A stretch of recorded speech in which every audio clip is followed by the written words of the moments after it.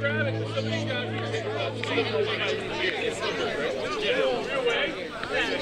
My card is starting. I think y'all probably hit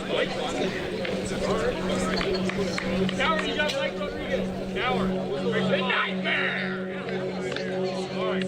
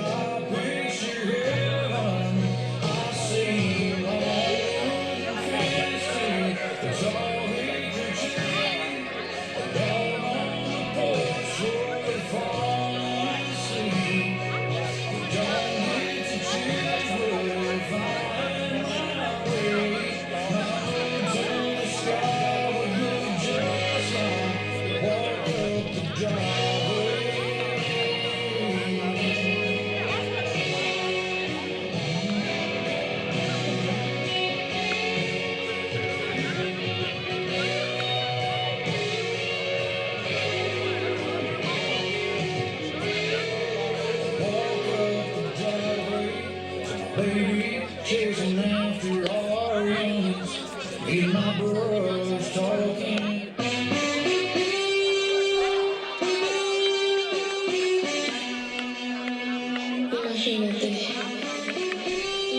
Consider fans at this time, we'd like to take the chance to welcome back all of our alumni in attendance for the first ever North Greenville alumni game.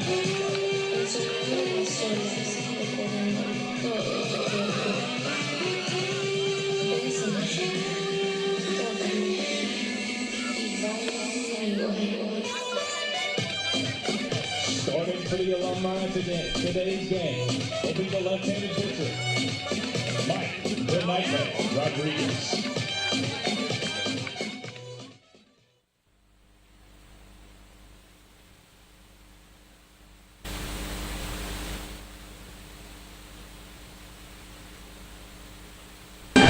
Go ahead, testing one. Ladies and gentlemen, welcome to Ray and B. Dillard Field, the 2024 alumni, or 2023 alumni game, the first ever alumni game in North Greenville history.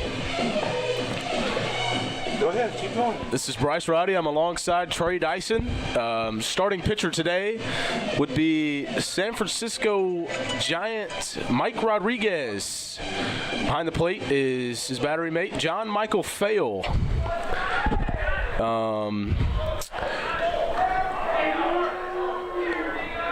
Leading off is sophomore Zach Cowart.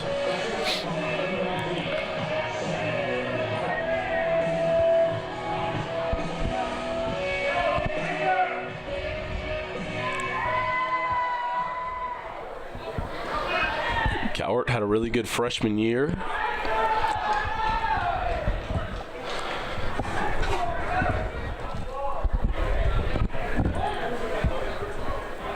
Hunter Dilworth is playing first base. And the pitch, it'll be 1-0 to Cowart.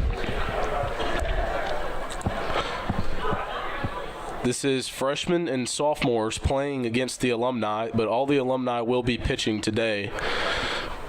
The 1-0. You didn't see that very often when John Michael Fail was playing, as he was John Michael, a three-time All-American, Trey? I say four. Four-time All-American. John Michael Fail played in Indy ball and was the Rookie of the Year in the American League. Is that correct? In the Frontier League. Frontier League. As the ground ball out to second base there, Seth Chestnut is going to retire Zach Cowart. No, I think that's Stuart Hunt. Stuart Hunt out there. North Greenville wide receivers coach. And Ethan Stringer now steps in the box. Stringer has on 2 leg guards, Trey. Yeah, he should probably put on a back guard too, because he does have an elbow guard on. Ethan Stringer, now a golf pro. Yes, he was in Italy, I believe, and was a golf pro in Italy, and now he's moved back and Stringer tries to bunt in the 0-0 pitch. What a great move in an alumni game, trying to get a bunt down. Connor Driscoll at third base. Alan, I don't know if we can get a view of that, but he's playing well far back there. Left side of the infield. Okay, that was there we go. There he is. Alan Cahaley producing today's alumni game. Thank you for joining us. And Stringer, Mike Rodriguez, is just nasty. We've seen that a lot of times against opponents as Stringer swings through the 0-1 pitch. Roddy, you faced the nightmare plenty of times in your career. How did you do, bud? I'll tell you what. Here comes the 0-2, and this one's Stringer poured in there for a strike. and I'm surprised Stringer didn't argue right there. Watch for the helmet toss. Yeah, normally you see then he's and now batting is Landon Peavy, the young freshman, talented freshman. Yeah, Trey, back to your question. Mike Rodriguez was very tough to face. He is a very, very good pitcher with lots of movement from the left side. Hides the ball very well. And I know the San Francisco Giants are very lucky to have him. It's 1-0. Landon Peavy having a great Fall World Series, Bryce Roddy. Yes, sir, he is. Peavy is having a very good Fall World Series. He's got, 3 hits? He's got 3 hits. He's got 2 doubles, 3 hits, maybe a walk mixed in there as well. Yes, sir. He's turned some very good double plays as well. He has. He's a very good athlete. We've been on the opposing side. I'm on Team Black, and Peavy's on Team Red. So, they lead the series 2-1. We'll be back in action in that and on Tuesday and Wednesday. Ooh, yes, possibly.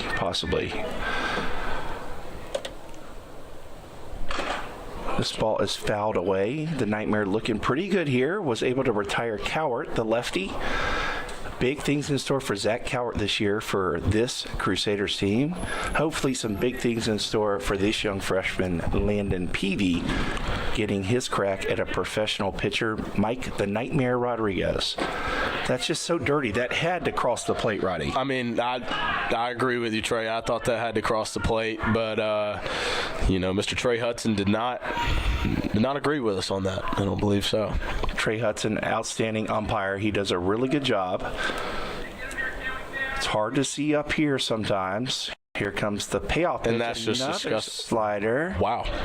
Looked like both of those previous 2 pitches could have possibly been in the K-zone, Roddy. Wow, Trey, I think that last one definitely was in the K-zone. And Ian Squires is up to hit right now. And Ian Squires, a freshman from Spartanburg High School. Great matchup here for Squires. It's a great matchup. Trey, I'd like to say something about Squires. Squires broke the squat record in the weight room with 3 reps. And it was a 1 rep max the record at 525, and Squires broke it with 3. 525, and Squires takes a big hack. Right down the middle, right there from Squires. Mike Rodriguez did run it up to supposedly 96 miles an hour at Emmanuel last year. That would be correct. Trackman had it at 96.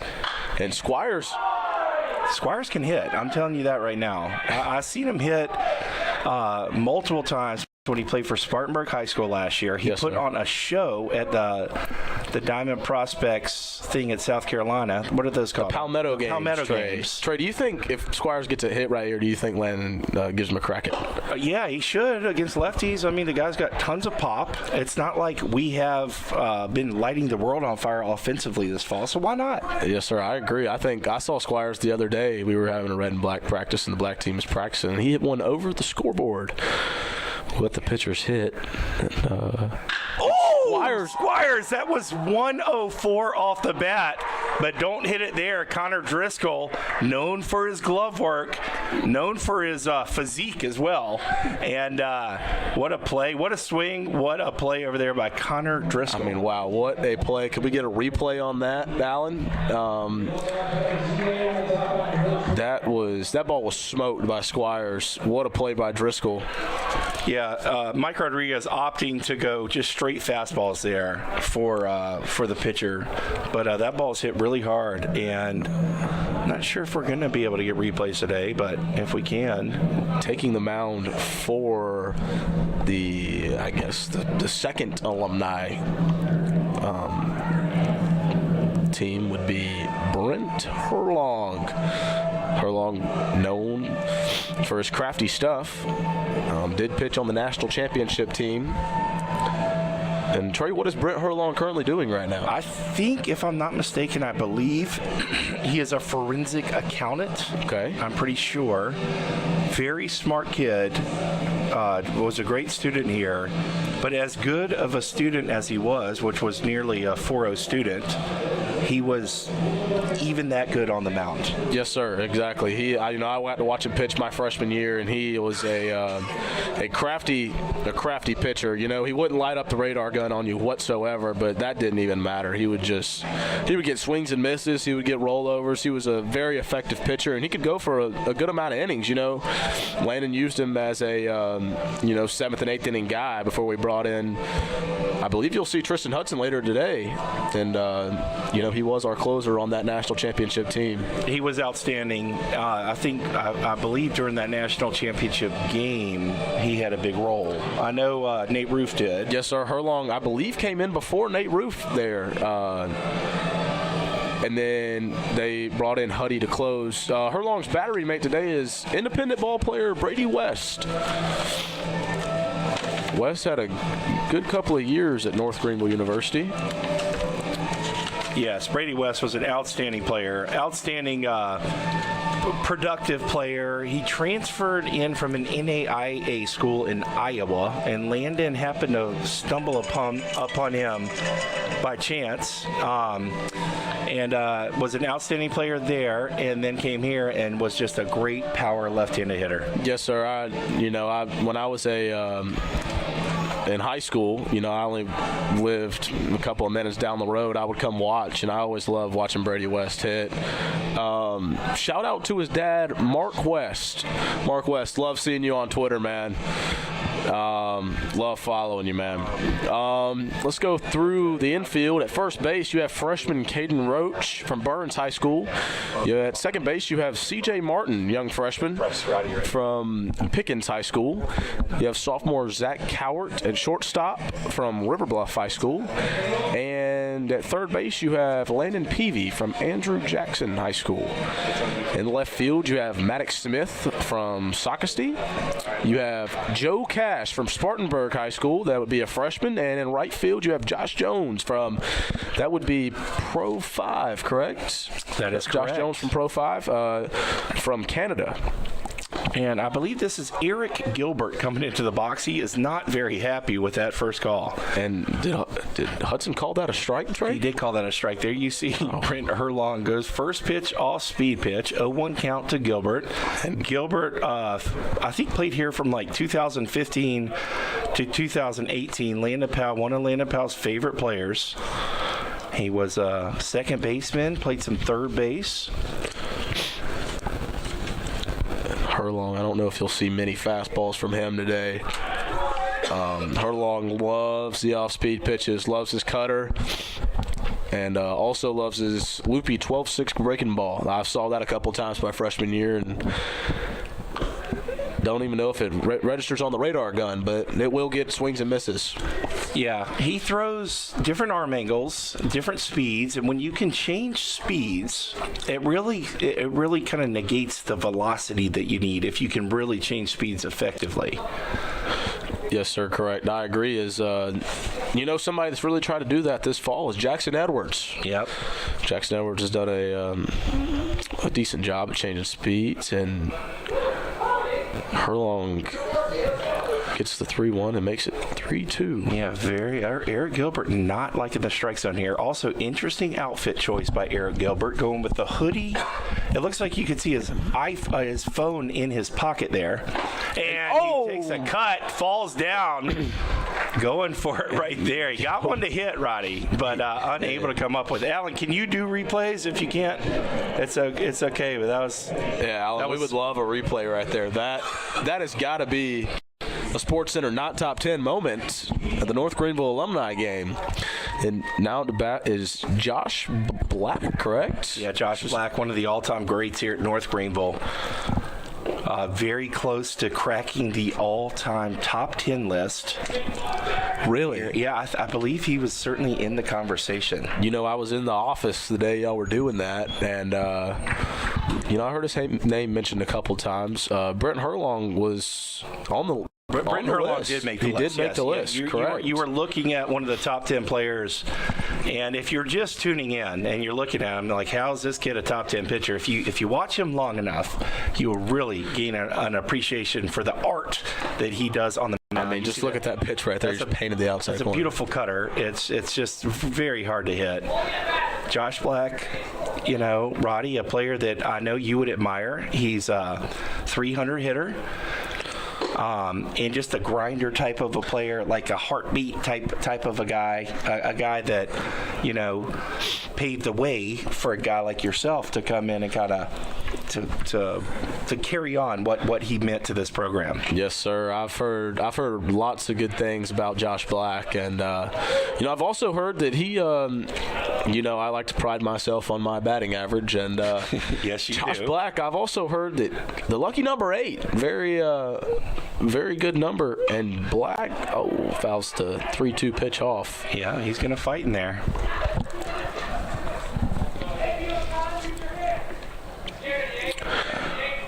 And I believe in the bullpen, Reese Fields is throwing a bullpen back out there.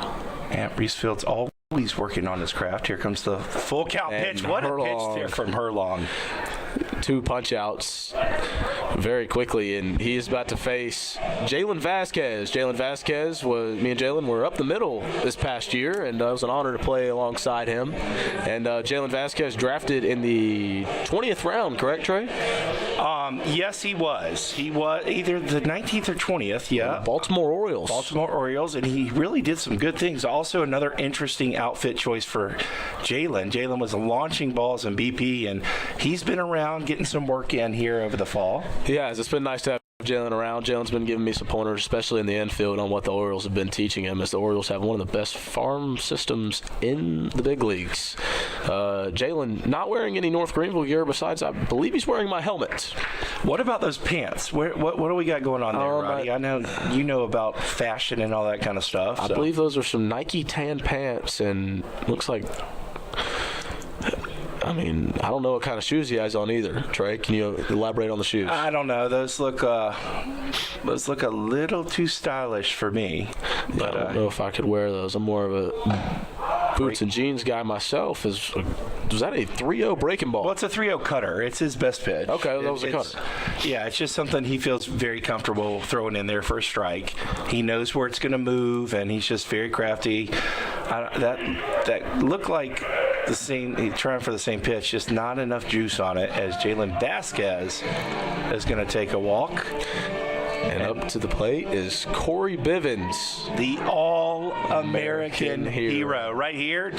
Folks, if you're just joining us, Trey Dyson, assistant coach, calling the action here with the hometown hero, Bryce Roddy, and stepping into the plate, the All-American hero, Corey Bivens. Currently on active duty right now in the Army in Virginia as Brady West snap throws down to Caden Roach over there at first base. You know, Corey Bivens is one of my close friends. I'd like to say that, you know, I've really grown close with over the past 2 years.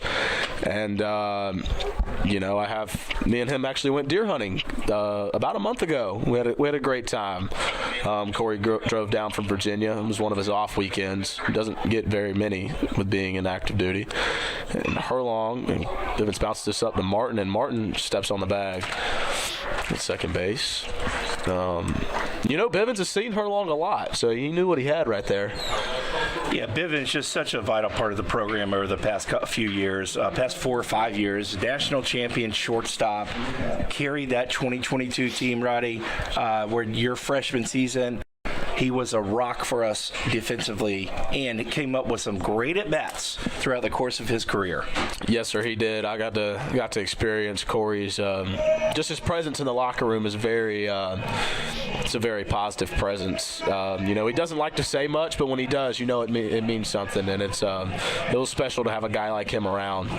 Yes, absolutely. All right, folks, we're going to take a quick break. When we come back, we are going to be joined by none other than the Nightmare himself. Mike Rodriguez is going to join us right when we come back.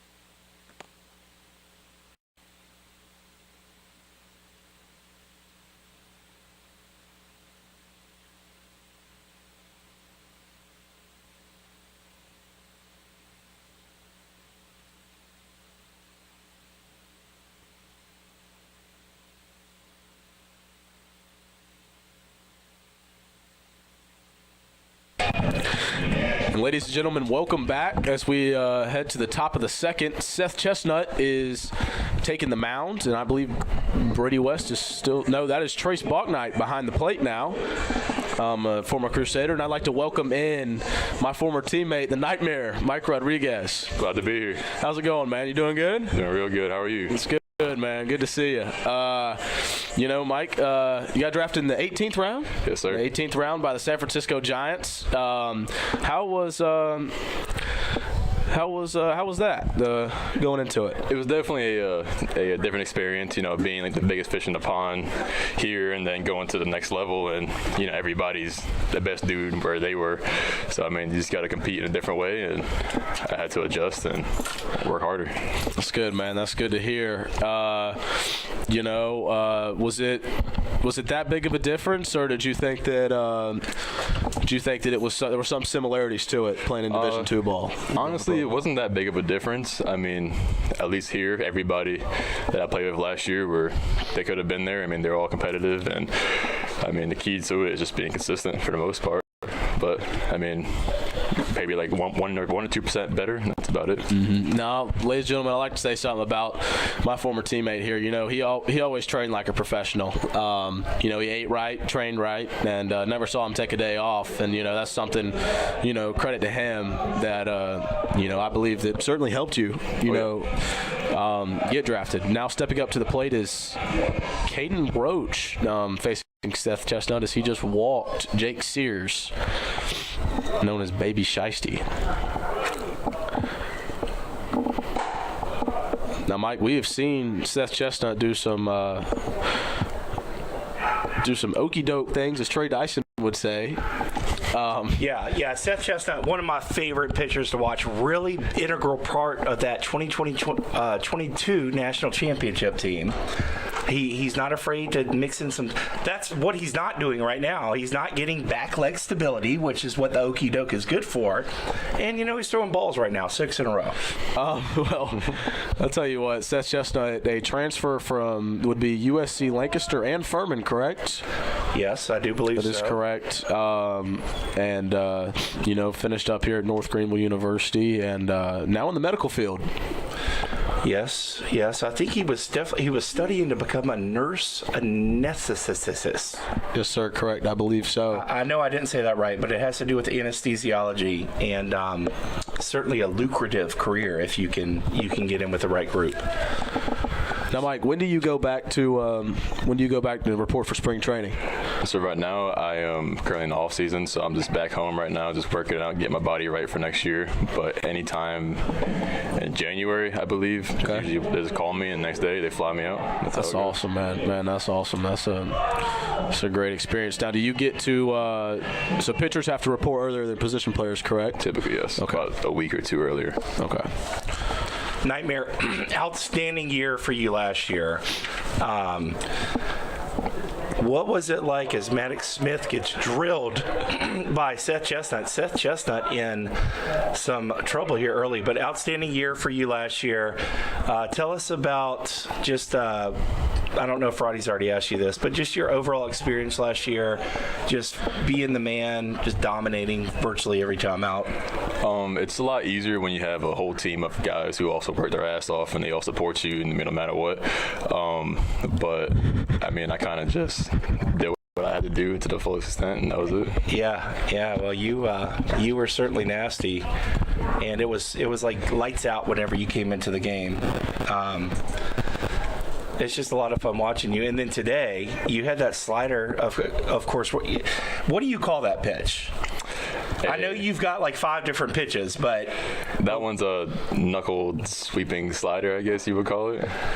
Okay, well, whatever it is, it's so good. And then Roach, I'm sorry, Ian Squires, a pitcher for this current North Greenville team. Were you just trying to give him a chance to hit right there, throwing them all fastballs? So originally, my coach Ryan Kirk over there from Tread, he was going to be mad at me. I was supposed to throw only fastballs, and that didn't work out. What a play over there from the glove man, Connor Driscoll. I do believe we have replay as Seth Chestnut Throws out Ian Squires. gets a swing and a miss. Squires a swing and a miss. I mean, Maddox Smith a swing and a miss.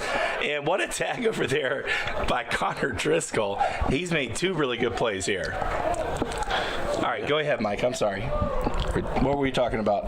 I don't remember. Let's talk about just what a monster you are. I mean, what a monster you are. But what are you up to? 245 pounds? 240? 270. 270. And looking to get that weight on in the offseason to try to carry you through, or what's the game plan for So that? actually, it's the opposite. The Giants have a very basic plan for most people, and you just gain weight. And for me, it worked for me for the 2 months I was there. They wanted me to gain weight. I mean, I was jumping higher, I was running faster, I was moving better at 290 when I was there. And then I got back, and I was like, I need to lose some weight. And so. Okay, so you're on the way down right now. Yeah, my goal is to be 250 by next. Okay, did you hear about Bryce Roddy earlier? The kid that you faced that hit that line drive to third, Ian Squires, he was repping out 525 on the squat rack. For 3, broke the school record. Wow. And our new trainer, Coach Ty, says that we will we should see him squat, around 570 pounds for 1 rep max, maybe 600, just depending on how Squires is feeling that day. As Joe Cash is in a 2-1 count with Seth Chestnut. Yeah. Seth Chestnut, great curveball, Trey. He has a great curveball. He's just a very crafty pitcher. But the reason why I bring that up, Mike, is because I know that you take your workouts very seriously, and I see you deadlifting and doing all that kind of stuff. What's the most you've gotten up to? Not that it really matters, but So I was up to 605 on deadlift, but typically I'm around like 500. how could that be healthy? If you do it right and you program correctly, I mean, the goal is to be stronger and more mobile at the end of the day. So That's really shocking the central nervous system, I would think. oh yeah, that's why I do it only like every 3 months. I go that heavy. Yeah. So And Joe Cash squares the bunt, suicide squeeze. Joe Cash getting a run home, and a very smart play from the young, fresh-looking Joe Cash over there. And Ethan Stringer is saying, has a few words to Joe Cash, letting him know. Out in right field, yeah. David Lewis, the first base coach, also saying some words back to Stringer. Also, I'd like to say something here that, kind of caught my eye. We're talking about Mike's weightlifting program. There was a pitcher on our team that walked up to Mike today and said, Mike, how can I be a better pitcher? And Mike goes, get in the weight room. That was Mike's only answer. Yeah. And, obviously it worked for him. Who did he say that to? Jackson Edwards. And Maddox Smith steals home. He's going for home. We've got a steal of home here. Very dangerous play. If Josh Jones would have taken a swing at that, Maddox Smith might be on his way in an ambulance right now. But look at Maddox Smith. There goes Maddox Smith. Go ahead, Roddy. Maddox Smith, and he get no tag from, that's Trace Bognight, right? That is Trace Balknight back there behind the plate. Wow. I mean, I think there was just whole lot of confusion, especially, I mean, the batter, the umpire, and the catcher. I mean, just no clue. And Josh Jones. Well, the risky part of that play is if you're the runner there and you don't know that play's on, you take a swing at that pitch, it can be a very dangerous play. I remember my college days when I wasn't swinging too well, okay? They put on a steal of home when I was up there batting with 2 strikes. And I'm like, what am I going to do here? I mean, if I swing the bat, I'm going to hit the guy trying to slide into home. So I just took the pitch. It was a called strike 3 to end the inning, and the guy comes sliding it home. And I'm like, yeah, thanks for the confidence, Coach. Wow, that would be Coach Ray Tanner that called that. That would be correct? Coach Ray Tanner. I mean, rightfully so. I was not swinging the bat well, but trying to get a run across there, Trey. I think. Yeah, it was Brian Roberts. Remember him, the former big league all-star? Played with him my freshman year. But it was an exciting play, but not for me as I got caught looking there. But all right, Mike. Well, any parting words or any shout-outs before you get out of here? Go Satyrs. Go Satyrs. All right, Mike. Well, we really, really loved having you up here. Thank you for coming back. And for all of us here at North Greenville and for all of North Greenville faithful, we certainly wish you the best in your professional career. Thank you so much. Thank you, Mike. Great to see you again, Appreciate buddy. you, man. Yes, sir. And good job out there. All right. That was Mike Rodriguez, the Nightmare. Oh, wait, hold on. I got one more thing for Mike. Sorry, Mike. Just one more quick question. The Nightmare, has the nickname caught on in professional baseball? It actually caught on in the Cape Cod, and even the strength coaches call me Nightmare. I mean, it kind of stuck throughout my career. Even now. So. Yeah, hopefully that will lead to, just remember, whenever it starts leading to some branding deals, don't forget your old Coach Dyson, okay? Yep, yes, sir. Okay. All right, Mikey. Thank you, buddy. Yep, thank you. Appreciate you, Mike. All right. Once again, folks, that was the Nightmare Mike Rodriguez, and we should hopefully have a lot of former alumni come and join us throughout the day. Roddy, I don't know how long you're going to be up here, but you're doing an outstanding job. Trey, I'll be up here as long as you want me to, and the reviews on YouTube on any comments on me. They want me out of here, I'll get out of here. Yeah, well, we need to tweet it. We need to tweet out the link so that people can understand. I know there's college football going on today, but what more would you rather be doing right now than watching a North Greenville alumni baseball game? Correct. As Herlong takes his second inning, Brent Herlong, he's just looks like he hadn't skipped a beat since I've seen him 2 years ago pitch. Also, let's reiterate back to Seth Chestnut. He just had a rough outing. Seth Chestnut gave up, that would be, 1 run against Westchester in the game to send us to the national championship game, correct? Yes, that would be correct. Unbelievable outing by Seth Chestnut. If anybody wants to go rewatch that game just to see what kind of pitcher Seth Chestnut is, you may. It's Seth Chestnut. An amazing pitcher, just probably hasn't thrown the ball in a while. Very struggle with his command, something that normally he's really, really good at. But someone who never really struggles with his command, Brent Herlong, he finds himself in a 3-0 count here. Josh Center, one of the all-time greats at North Greenville University. Second in home runs, if I'm not mistaken, Trey. Yeah, he's up there on that list for sure. And I do believe he did crack that all-time top 10, at least the way it stands right now. Yes, sir. Josh Center from River Bluff High School. Ooh, that was a tough strike call right there. Where Zach Cowart is from, the shortstop, young shortstop, sophomore. They're from the same high school. The Gators, I believe. Correct, Trey? That is correct. And Center walks 3-2, and that will bring up, is that Brady? Josh Center, just a great player here for North Greenville. Great outfielder, very good runner, and that is going to bring up Brady West. By the way, Josh Center, now a mortgage loan originator. Yes, alongside Ben Engel. I believe it's On Q Financial. Is that correct? I believe so. He is based out of Lexington, South Carolina, and Brady West pops up the 0-0 pitch. Oh, Brady. Brady played alongside John Michael Fail, professional baseball, the Billings Mustangs. Now, how crazy is that? Yep, that's right. He was kind of backed up John Mike, did some DHing as well.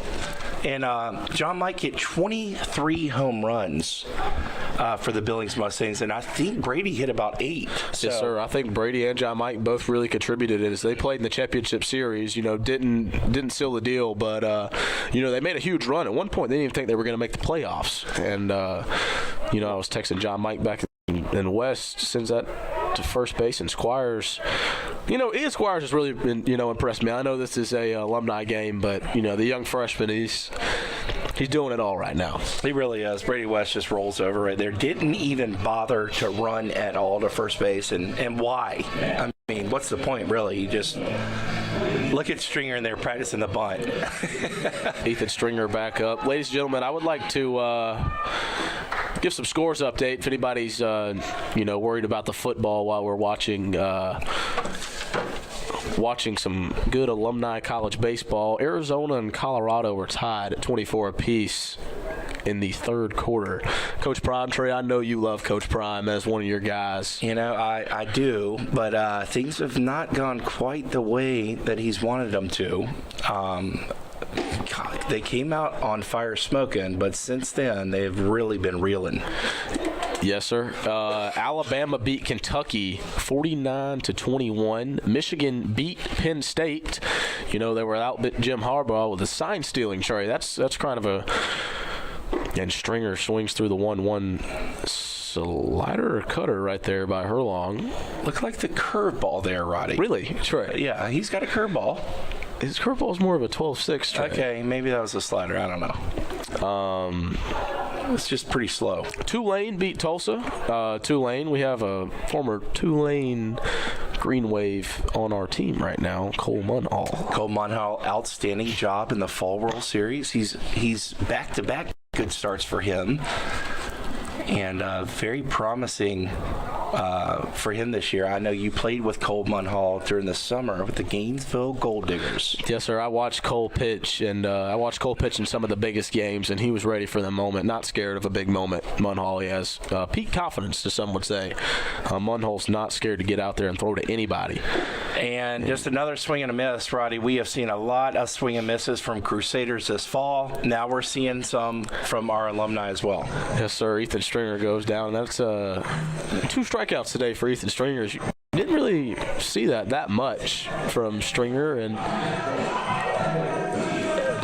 here we go. John Michael Fail. This is what everyone showed up for here today, Bryce Roddy. John Herlong versus John Michael Fail. Runner at second base, that is Josh Sinner, his buddy. There's that little cutter. John Michael Fail has seen that pitch quite often as he spent 4 years with Britton Herlong. Many at-bats, inter-squad at-bats between these two. Yes, sir. They were the battery for, 4 years, Trey? Is it correct? They were, yeah. Maybe 5 years. Maybe 5 years, yeah, that COVID season, the shortened season. So what a count right here. We'll see if he gives him anything to hit. Herlong, just give him something to hit here. A 2-0 count. It's a cutter, but you see what John Mike's doing right there, Roddy? He's anticipating that pitch. Yes, sir, he is. I think John Mike knew that pitch was coming. Some would say, I just think it broke off the outer half a little too much for John Mike to... Because, let's be honest. Everybody here watching this and, people in the stands want to see John Michael Fail hit one to the light pole. Or over a dorm. Oh, he got one to hit right there, Bryce. Roddy just missed it. Can we get a quick replay of that one, Alan, if it's not too difficult? Roddy, this is the pitch you've got to be taking into the gap. All right, here comes a little breaking ball here. Watch John Mike. Boom! And just missed it. All right, back just to the action. Thank you, Alan. 2-2. Here comes the 2-2 from Herlong. He drops down. John Mike takes it, and that's going to get past Baby Shiesty back there. Baby Shiesty. What a game from him last night, Roddy. He had a great game. 1-for-1 with 3 walks, I believe. That was very frustrating for us, as our pitchers were walking them Team Black. But, Baby Shiesty is... Go ahead, sorry. He was struggling, and, it's good, all red and black series aside, it was good to see him, start producing a little bit. And John Mike just does what he does. Yeah, this is how to hit with 2 strikes. Because he does what, Roddy? He hits for a long time, Trey. He does hit for a long time. Also, what do I talk about all the time with Jake Sears? Jake Sears hits for a long time. He hits for a long time. When you hit for a long time, you walk. So I would agree that he was not performing his best, Roddy, in the Fall World Series, but he was still mixing in his walks. As this one's taken up and in, John Michael Fail will walk. But to the point, guess who else isn't doing too well in this Fall World Series? That would be me, Trey. That would be Bryce Roddy. But you are mixing in some walks, just like Jake Sears. So when you can mix in those walks, you can kind of sustain a little cold drought there. Yes, sir. That's something Landon's really encouraged me to do over my past 2 years. Is I don't walk that much. I'm an aggressive player. I look to swing the bat. That'll make my average go up as I've gotten some hits, but this fall my average has been down, but my walks are up. Yeah. My walks are up. There goes John Michael Fail, and he steals a base on the pitcher right there as one of the all-time North Greenville favorites, Trace Balknight, has stepped into the box. Yes, sir. I didn't get to play with Trace, but good swing, Trace Balknight. I've heard unbelievable things about this kid right here. Is he just an unbelievable teammate? His legacy has lived on past a lot more than some of these other guys that have came with him too. My freshman year, the first guy I heard that was in the past was Trace. All credit to him, and just painted on Trey Hudson just rings him up. Well, yeah, that's probably disrespectful from Trey Hudson right there. But also, paint on the outer half. Roddy, take us through the pitch. Herlong, that's just a tough pitch to hit. It feels impossible, especially right on right, and he throws that outer half. That's got to be impossible. I know left on left, that matchup is Ethan Stringer taking the mound. Yes.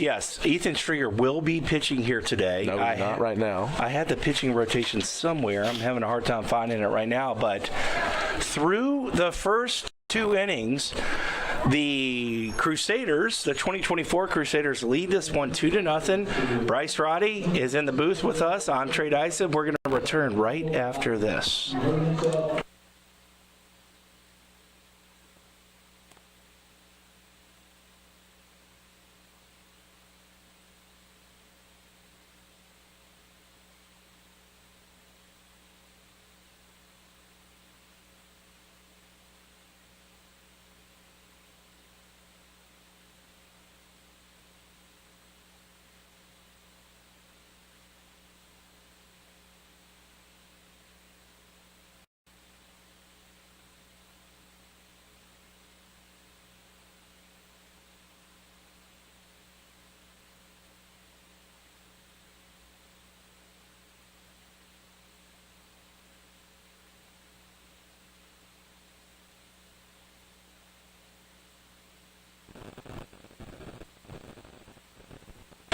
Ladies and gentlemen, welcome back as we enter the top of the third, and now pitching a legend, North Greenville Crusaders, Noah Takis. Noah Takis from Macon, Georgia, alongside with Corey Bivens from Macon, Georgia. John Michael Fail is his battery mate today, and Noah Takis going for the Sandlot style, wearing the jeans, and he's got some cleats on, and wearing his jersey and his old ball cap. Noah Takis, a good friend of mine, and a unbelievable pitcher. Takis also known for his crafty stuff, and in a few minutes we'll have a crafty pitcher ourselves come in on the booth with us, with me and Trey Dyson, and that will be Brent Herlong. Will come in a few minutes. I believe at first base is Brady West. Yeah, Noah Takis enters the game. Sorry, folks, I had to step out for a while. Bryce Roddy, you were doing an outstanding job. C.J. Martin against. Look at Noah Takis, folks. This is what makes him so good, and he would get such weak contact like that. Right now, I hope our current pitchers are taking note. That's a ball right over the middle of the plate. Can we get that on replay there? Anyways, Brent Herlong, welcome into the booth. We appreciate having you here, sir. And what an outing by you. Just kind of doing what you do. Okay. Thank you, Alan. How'd you feel out there? Old. It's been a minute. Well, I'll tell you what, Herlong, it looked like you hadn't really skipped a beat. As I enjoyed every minute out there, but it was that half inning in between tightening up real quick. Yeah, how was it facing John Mike? You gave him a couple pitches to hit, and then you ended up walking him, but it was a good battle there. I was trying my best not to give him a walk, but all I could really feel out there was cutters, and I was just feeding it to him. He knew what was coming. Yeah, he had a couple good swings. This Cowart gets one once again. I mean, come on, guys. Can we mix in a knock? He's throwing 55 miles an hour. Noah Takis knows how to pitch, folks, as that Cowart grounds out again. Trey, have we gotten a hit yet? No, we got some walks, but I mean, and just FYI to our players, I'm counting these against your stats. So, Cowart, you're 0 for 2, buddy. And as Matthew Tobitzky steps in right here, known as Chewy, facing his roommate Noah Takis. All right, tell the folks what you're doing. I said that you were a forensic accountant, and was that true or false? That was the plan for a time. I'm now a contract accountant with Sodexo's international company. I'm in their corporate office here in Greenville. And how's that going for you? I'm enjoying it. It's not bad. It's not baseball, but I enjoy it. Okay. Well, national champion Brent Herlong, do you miss the game? Oh, of course. I miss being around it. I miss just being in the dugout with the guys, seeing them every day. And how was it seeing everybody here? Oh, it's great. I mean, there's a few that couldn't make it. I wish I could see them, but it's great being around everybody I used to play with. And, like, when you're out there, I'm just curious because when I watch a guy like you, watch a guy like Takis, obviously the Nightmare, who was up here earlier, very sexy to watch. I mean, but if I could really choose, I like the underdog story. Not that you're an underdog. I mean, it's not like you were throwing 75 or anything. I mean, you were throwing mid-80s. As Chewy rolls one out to Stu Hunt. That's just what Noah Takis did, by the way, Trey. Just easy to position against. But like Noah Takis, I love watching the art of pitching, and that is something that Takis is. He's an artist, and I would certainly call yourself an artist. Do you really take pride in that part of the game? I do love that. You know, you feel underestimated. People come up, they assume power fastball is the hardest thing you're ever going to see in the sport as a batter. But if you, as a pitcher, I love the mental, the art side of it. You follow which way they're leaning, what they're liking, and you can get them out just as easy. Yeah. And they don't really know how you did it. Yeah, and you did it over and over and over and over again. I think you know how I would do interviews with you guys after the game to put on Twitter. One of my favorite ones with you was the World Series, after the World Series, when you just I think you, how many innings you threw? You remember which game I'm talking about where I think you only threw one ball? And you were upset that you threw that one ball. Yeah, it was the first game. I think I finished out the last 2 innings, and I had 5 strikeouts out of 6 batters. And the one guy threw one ball to him, and he ended up grounding out. Yeah, it was 6 up, 6 down. It was a dominating performance. But you were just so much fun to watch out there. Roddy, you got anything for Herlong? You know, man, it was awesome playing with him. You know, I got to see his craft. You know, he got me in a couple scrimmages a couple times. You know, he's tough to face, especially that cutter. But you know, it was a really good time getting to play with him and win a national championship. Of course, thank you. That was a great year for anybody on the team. And we were also talking about changing speeds. That was another thing that you had in your pocket. You had that slow curveball to go along with your other pitches. How much do you think that helped your game? It was great just to have the other team see that. And every now and again, you sneak it in first pitch or wait, and you get to a long at bat, and they just freeze when they see it up there. Mm-hmm. But it's great to be in the mind game. Definitely. Yeah, we got a pitcher. I know you know Jackson Edwards. Bryce was talking about him earlier, but he's working his way. He's a redshirt freshman, and he's got this really slow curveball, and he throws probably 86, 87 right now, something like that. But that curveball is just giving them fits. Doesn't even break the radar gun. It's like 45 miles an hour almost. I mean, it's unbelievable. You got to check it out. As who's up there? In no way, Cowart. Wait. Cowart charges it. Playing an excellent and shortstop. Brett Brooklist bangs him right there. Brett Brooklist, the field umpire, by the way, one of our Brett Blomquist really going all out with the umpire uni. Let's take a look at it again. Who was that hit the ball? I believe it was Lex. Oh, that is Lex Tootin. And let's see right here on this replay. And I think he was. No, he got him. All right, Herlong. Well, thank you for joining us. Go back down and enjoy it with your teammates. Of course, outstanding job like usual. And thank you, sir. Great to see you again, buddy. Good to see you. Appreciate it, Herlong. As we get back to the action. here, Tristan Hudson, the Mountain Man. Did he keep the jeans on? He did. He has the jeans on. This was the Crusaders closer in 2022 when we won that national championship. Huddy, a great person to play with. He closed things out for us. That championship game against Point Loma, and Connor Driscoll has taken his cracks at him.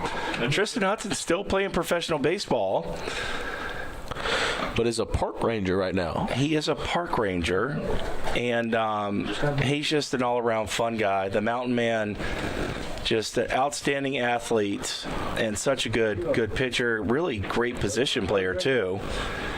Facing Connor Driscoll, very tough matchup for Driscoll. That slider is just too much for the old Connor Driscoll as Hudson sets him down on 3 or 4 pitches there. So 2 down here.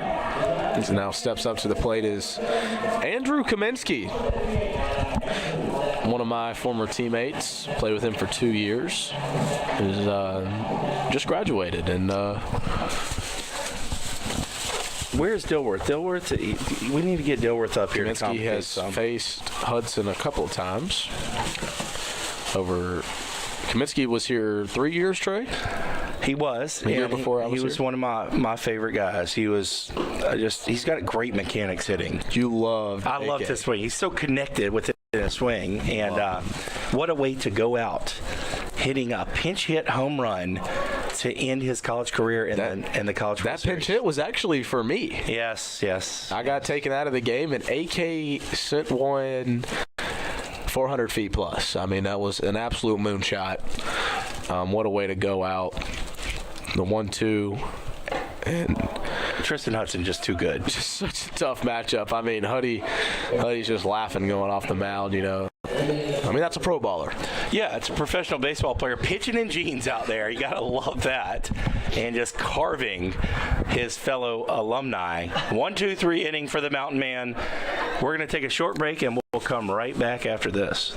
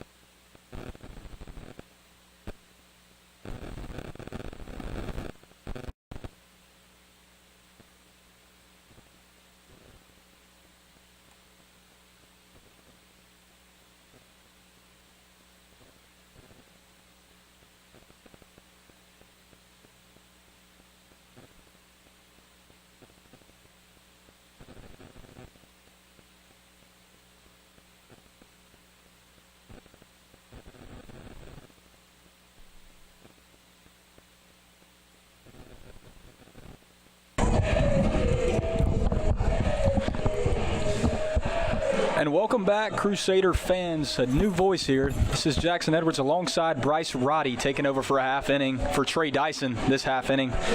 Trey finally invites me over into the booth for this inning. Jackson, you've been announcing, haven't you?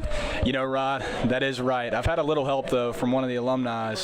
Don't really know everybody's name over on that side of the field. That would be Murphy. That would be Murphy. He does 10 times better than I do.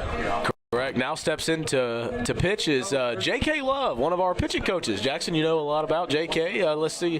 Maybe you can critique him here, go back down there after his outing and see what he did right and did wrong. J.K., a great pitcher at North Greenville. Nah, you got that right, Rod. He does know a lot of critiques about pitching, and he was one of the first guys to come up to me after my outing on on Wednesday of Game 1 of the Fall World Series to kind of give me a little bit of insight on some things I could work on to hopefully bounce back and be ready for us in the potential Game 4 or 5 next week.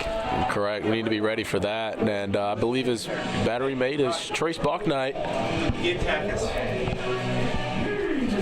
It will be Trace Bachnight, and leading off this inning for the Crusaders will be freshman Landon Peavy.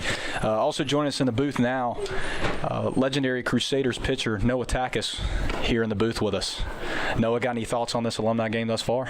It's been a lot of fun. It's really good to see some of those other guys. Hold on, we were having technical difficulties. I believe it's... You with us, Tak? Can you hear me? We cannot.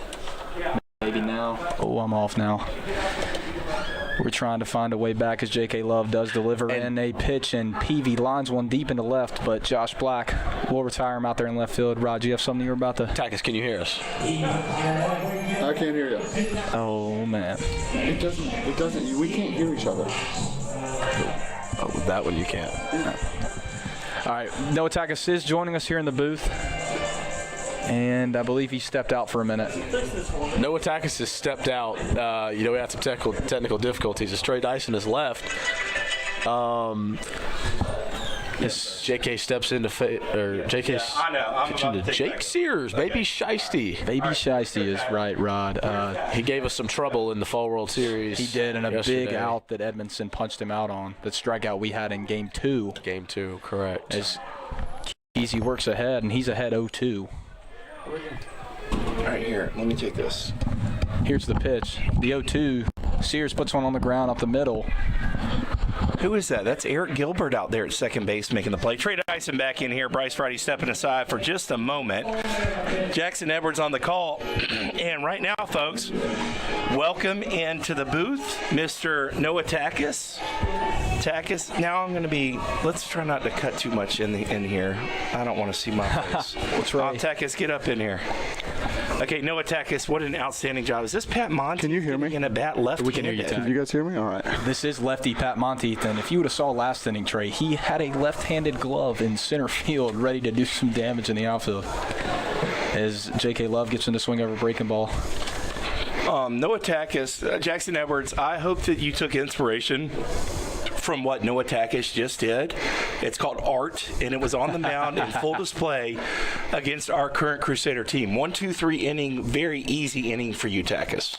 Yep. You know, they say everybody talks about having dogs on the team, but you got to have some artists too. You got to have the people that like to compete, and then you got to have the people who just love the craft. And that's what I pride myself on. It's probably the last time I'll ever throw competitive baseball because it was excruciating. However, I hope that maybe some of the younger guys could have taken, a page out of that book and seen that they might be able to be successful throwing 62 miles an hour. Yes, indeed. Also, another artist in the booth earlier. Go ahead, Jackson. Yeah, as that ball is flying out into left. That'll be Connor Driscoll putting that one away. Connor Driscoll played great defense here. The best defender to ever step through the ranks of North Greenville infielders. Trey Dyson, you got anything on that one? Defensively. Well, I mean, Connor Driscoll, as much as I love Connor Driscoll, he's a great player, but I mean, we've had some pretty good fielders. I mean, Corey Bivens, national champion shortstop, he was pretty good. Jalen Vasquez, a draft pick, he was pretty good. Landon Shaw this year has played an outstanding. Landon Shaw is a good. He's got a good glove too. He has played a great shortstop, especially in the Fall World Series, and the bat has come alive for Landon Shaw in the World Series as well. When he puts it in play, he hits a lot of extra base hits. But Takis, as much as I love having you up here, I kind of want you down amongst our pitchers, teaching them the okey doke.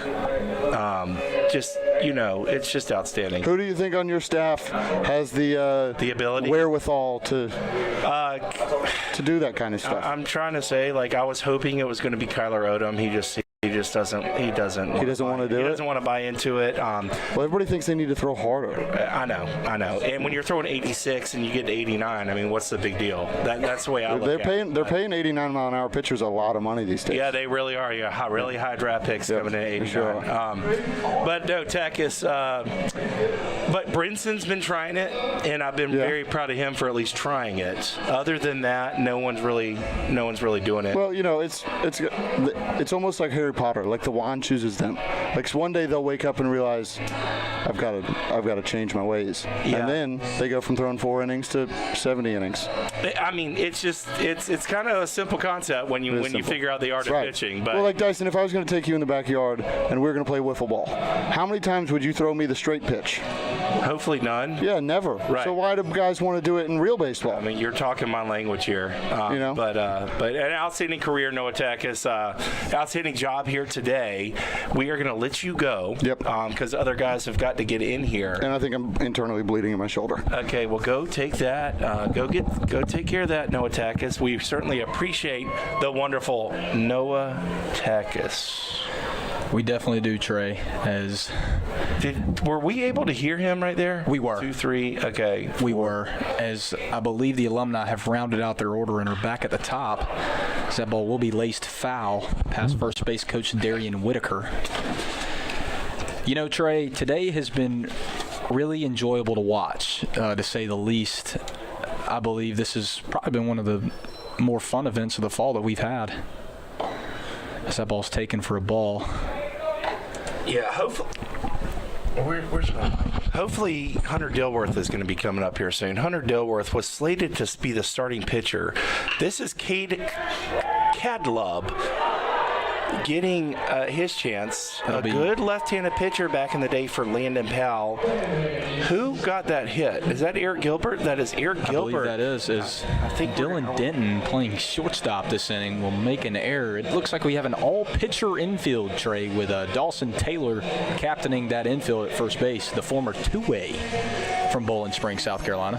Yep, he is a very good first baseman. He's actually a very good hitter as well. Cadlub, a very tough lefty, but what a great matchup here for Dawson Price. Jackson, I don't know if you know much about this guy. He had one of the silkiest swings in North Greenville. He did not get tons of at-bats, but he has got a lot of juice, and he was a very, very good player. Trey, you know, I'll tell you, before the game started, we were taking BP. I was actually talking to Corey Bivens, one of my former teammates that's here from the Alumni game as of last year.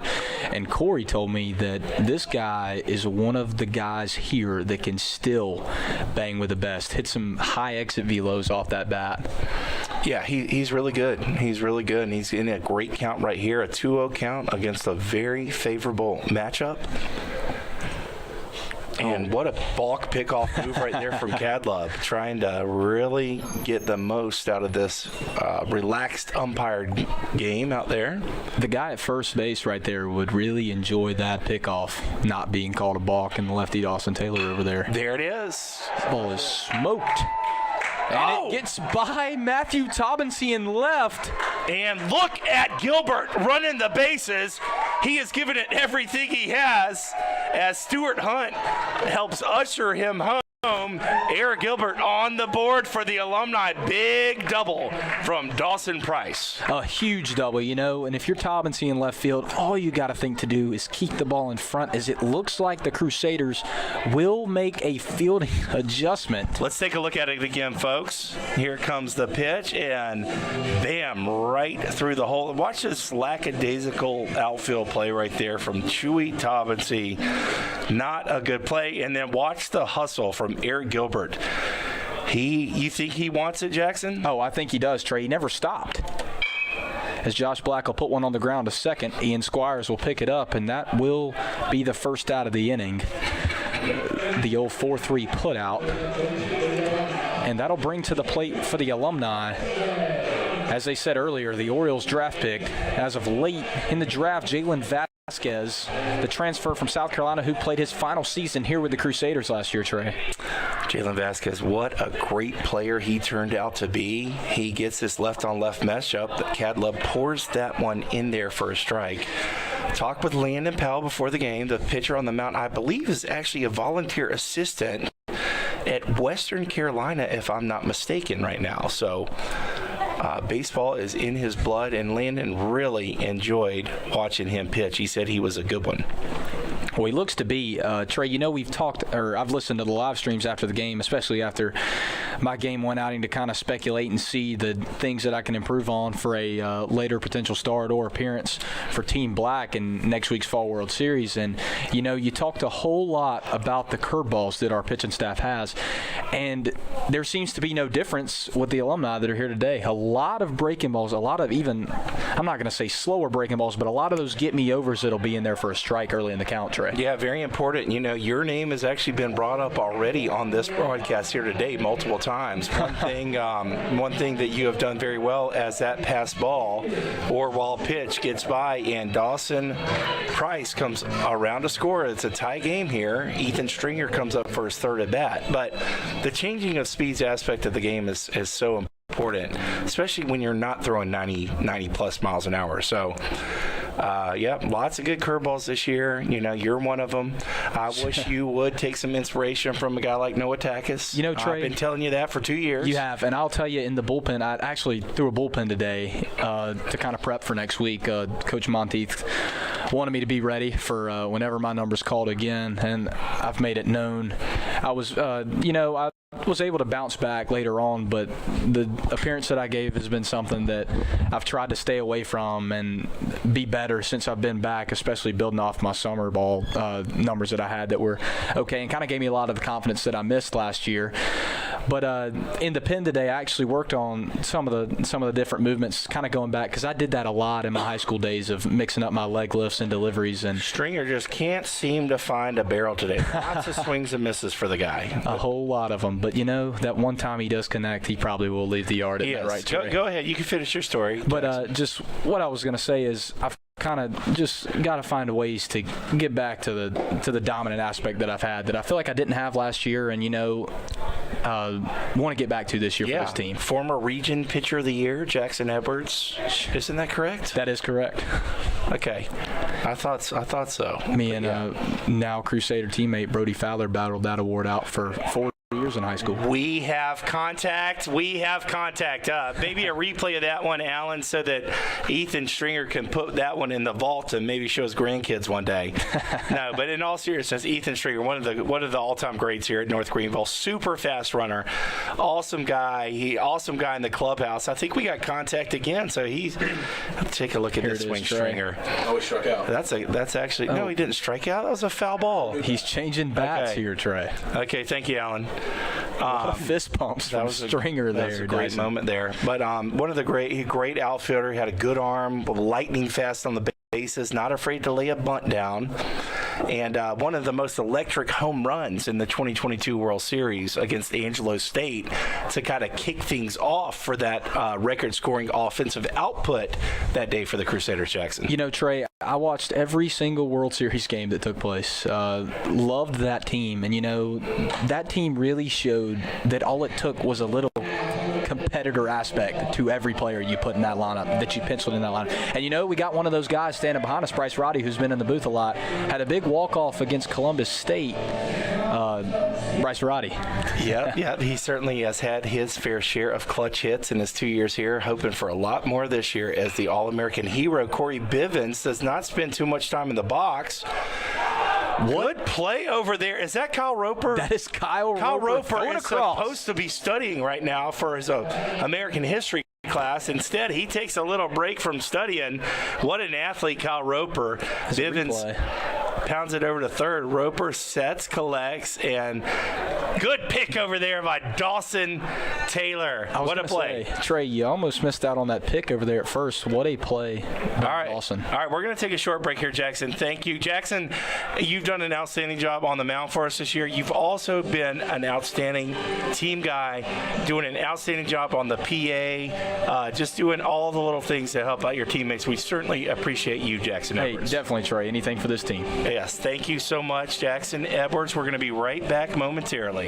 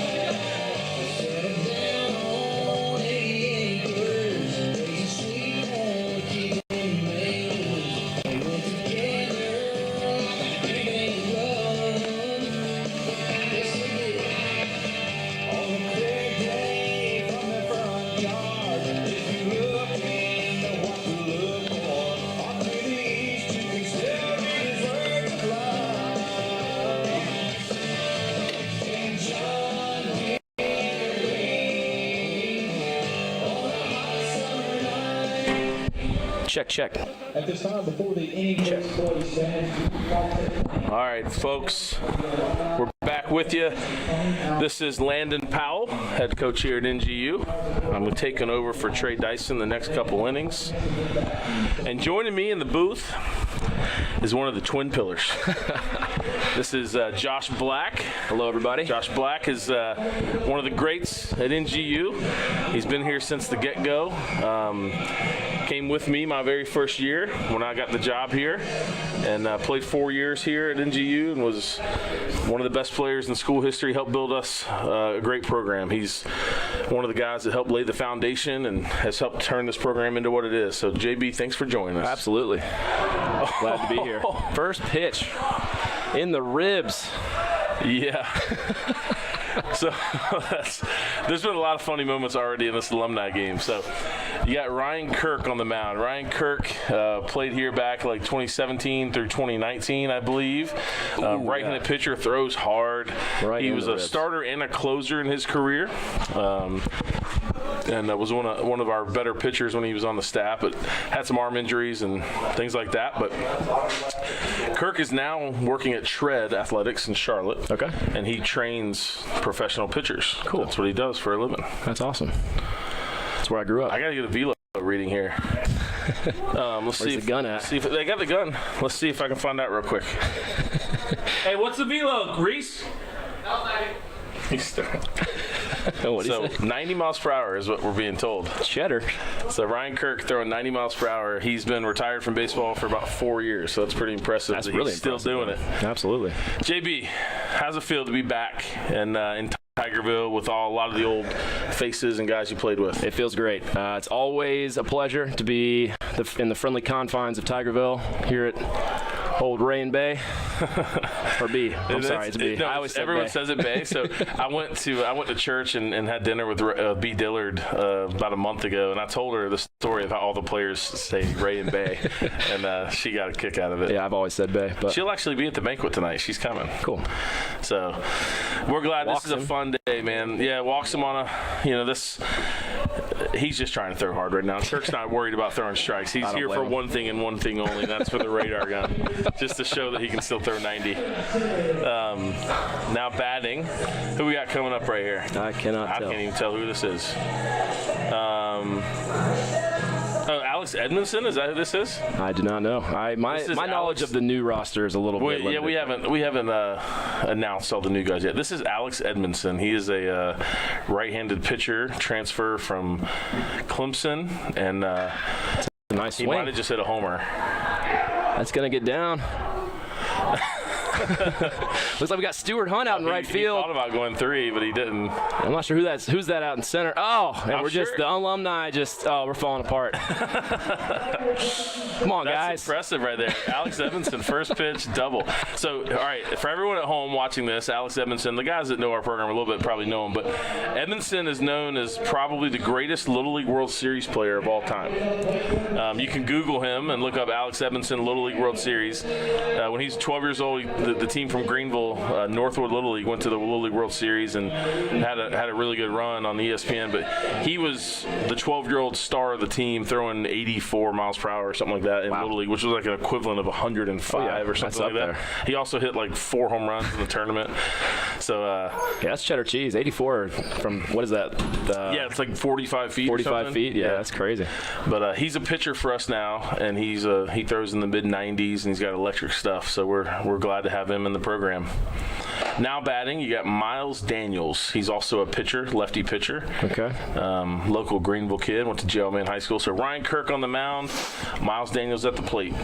But yeah, this is a fun day for us here in Tigerville. This baseball program has come a long way since the years that Josh Black and all of his teammates were playing here, and it's just so fun to have a lot of these guys come back and to get to see them and catch up with them. And I'm sure that's how you feel, JB. Absolutely, it's a lot of fun.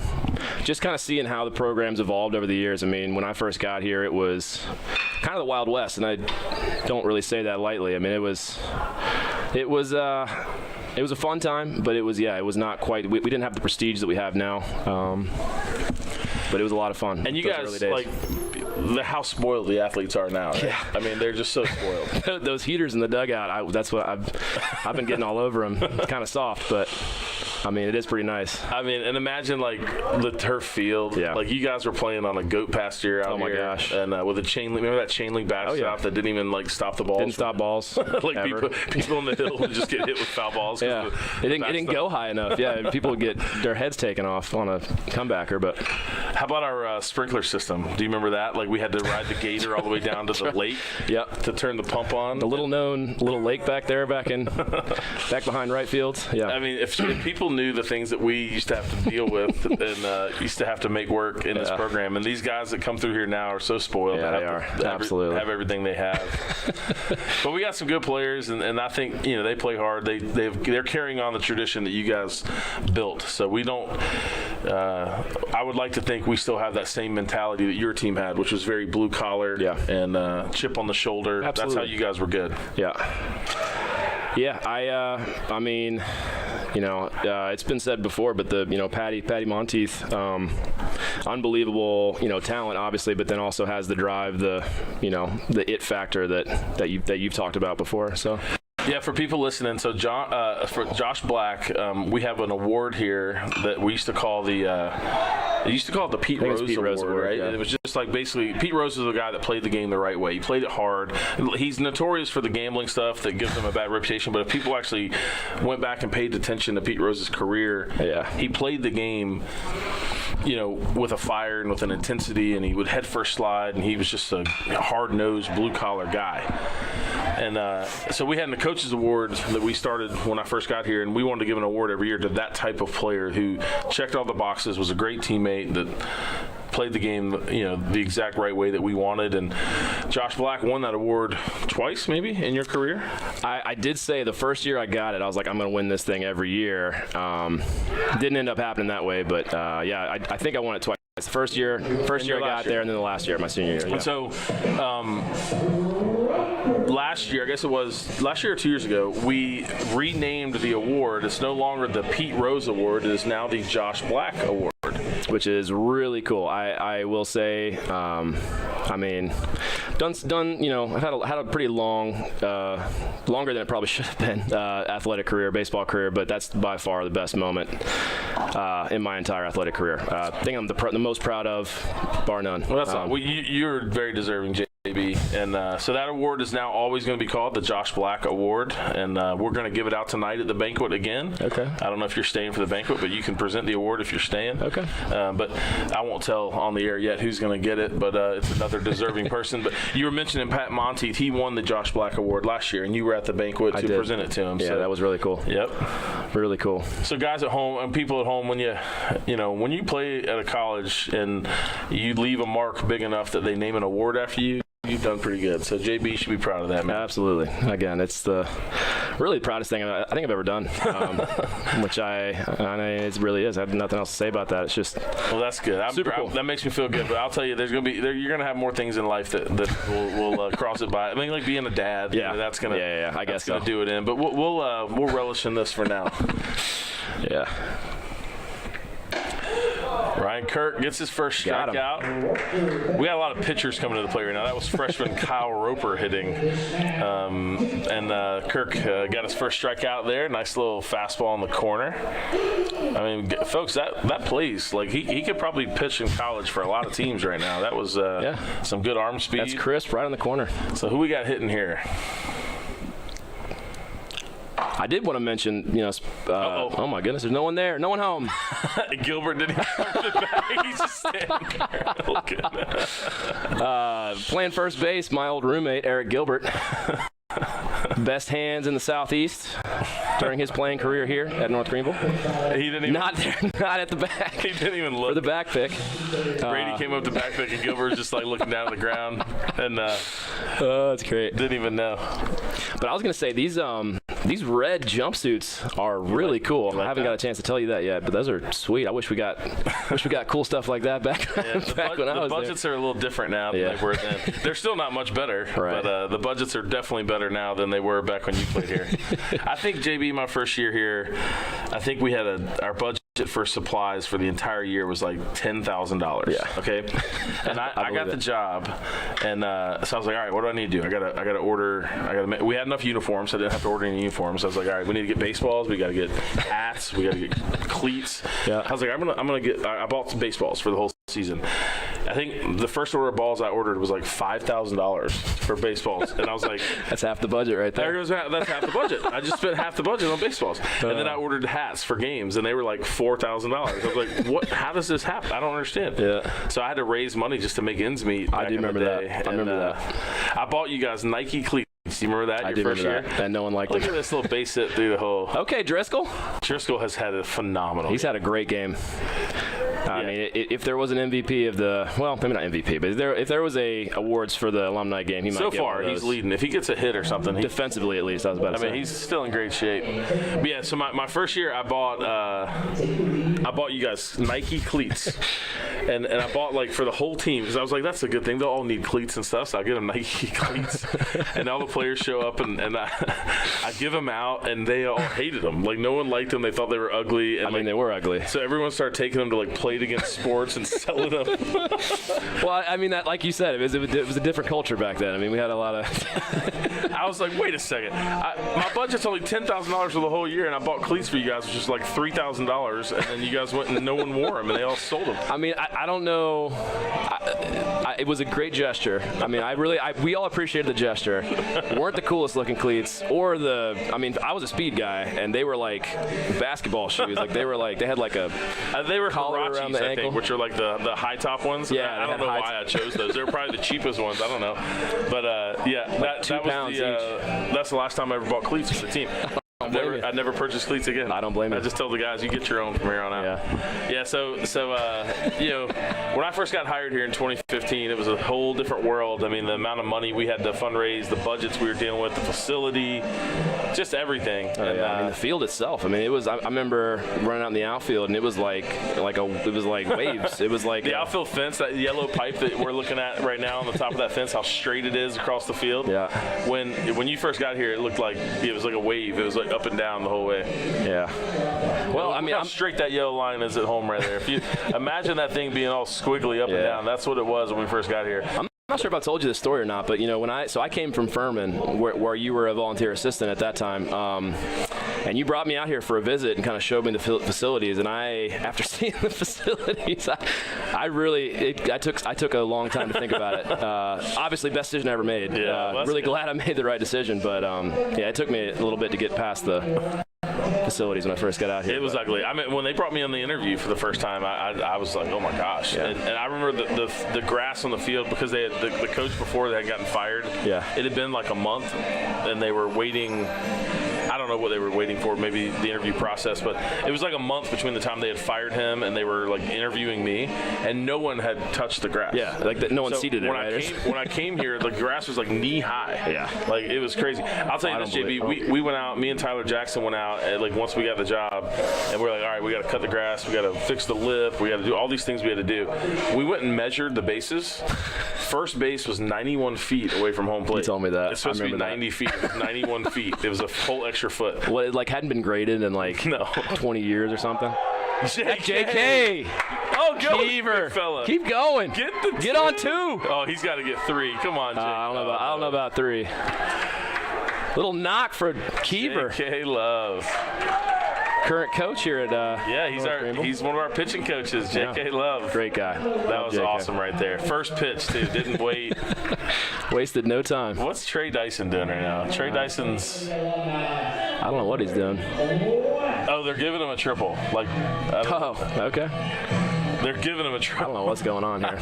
Trey's making up rules, it looks like. Trey's like, well, that would have been a triple. Right. And you're an alumni, so you can have third. All right, you got now stepping in the box, Brady West. Brady West was a catcher here in 2020 and 2021. He was a great player, all conference DH and catcher. I think he hit 12 or 13 home runs. I think maybe a senior, might have been more than that. Great player. And Brady is still playing. He's a professional baseball player. Last year played for the Billings Mustangs in Montana. Really cool guy. I met him for the first time today. Actually let me borrow some of his wrist tape so I could tape my wrist. Nice. Can't believe you forgot that. Yeah, I know. I never went without the wrist tape during when I was playing here, and didn't think to get any today. But, ooh. Oh, good. Come on, Keever. Go, big Get fella. there. Go, big fella. Oh, and who? Love that. Love that for JK. JK's had a career day, and this is huge for him because not only did he throw a scoreless inning, 3 up, 3 down, but now he's gotten hit a triple. That's so much credibility when he goes back to the team on practice next Monday. Absolutely. He's got all this credibility that'll last the entire year now. See how easy this is, guys? Oh, Brady. Good hack there. Yeah, Brady was always. I always compared him when he played here. He was kind of like a Kyle Schwarber type player. Okay. He had power at all fields. Stocky lefty. lefty. Good on base percentage. Walked a lot. Yeah, very much like a Kyle Schwarber type player. I can see it. I think he hit 10 or so home runs this year in professional baseball. So awesome. We got about 4 or 5 guys. Maybe I think we were counting them earlier. 5 guys I think that are here that are still playing professionally. John, Mike, and Jalen, right? Yep. So Brady West, John Michael Fail, Jalen Vasquez, Mike Rodriguez, who started the game pitching. Okay. That's right. And then Tristan Hudson is also still playing. I feel like there might be one more. I'll say this. I mean, Josh Black might want to make a comeback. I mean, I had a really good round of or 2 really good rounds of BP, I will say. Your BP today was better. Listen, it was better today than it was when you played here. So believe it or not, I'm actually stronger. at least in the upper half, I'm stronger now than I was when I was playing. I've actually been hitting the gym pretty consistently. Took about a year off, and this is funny. There he is. Hey, speaking of the devil, here's JK. Love join us in the booth after that big. How'd that feel, JK? Oh, feel great. Yeah. Throw this on. I was about to say, put on the mic. Talk and hang out with us. I think I can do this right. Let's see if that works, JK. I can hear him. Yeah. We good? Yeah. Might be breathing hard. I just had a double with me. I didn't know. Move the microphone away from your face a little bit. Ground ball. Looks like we might have an opportunity for 2 here. Safe at first. Off the bag. We have pitchers playing defense right now, so it's an adventure out there. Yeah, great piece, JK. Hey, yeah. I was looking up there, or looking to swing. Yeah. So, what it did. Great piece. Great piece of hitting. What was Trey saying? Like how'd you get to third? I have no clue. I just went. It just told you to go third and you went. I love it. I don't have a clue. All right. JK, and I think this is the food, the Mutt's barbecue guy. Okay. Let me answer this real quick. I'll mute myself. All right. You guys take it. We got the air, JK. Perfect. Yes. But yeah. How you feel, JB? I feel pretty good. Offensively at the plate, having to face Brent Herlong, right after that's that. Just always tough. a tough. That's tough. I mean, what are you going to do there? I mean, Hurley. I was joking in the dugout. I think I was like 0 for probably 30 or 40 off of Brent. During inter-squad scrimmages, stuff like that. So. Listen, he's 2 years off. He looks the exact same. Oh yeah, a lot of people out here looking good. Honestly. Absolutely. Cad threw a good inning. Cad left threw a great inning. He did. Yeah. What we got here? Here we go. Oh, but no one's give covering it the up. bag. Give it up. Oh, goodness. I mean, had him dead to rights right in the middle, and he's about to take home. Is that center? What are we doing? Is that center?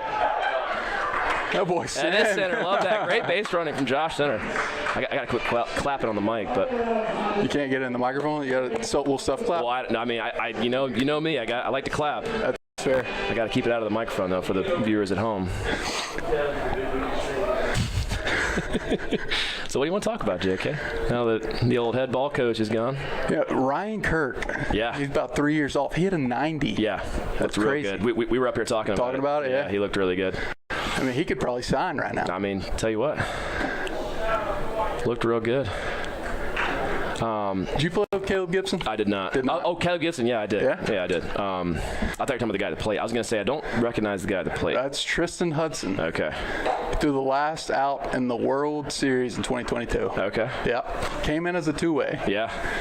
I was just going to comment on his jeans. Yeah, great jeans. Rocking the jeans. Great jeans. A little bit of redneck. Right. Kick and swing it, though. Yeah. Love the flow, too.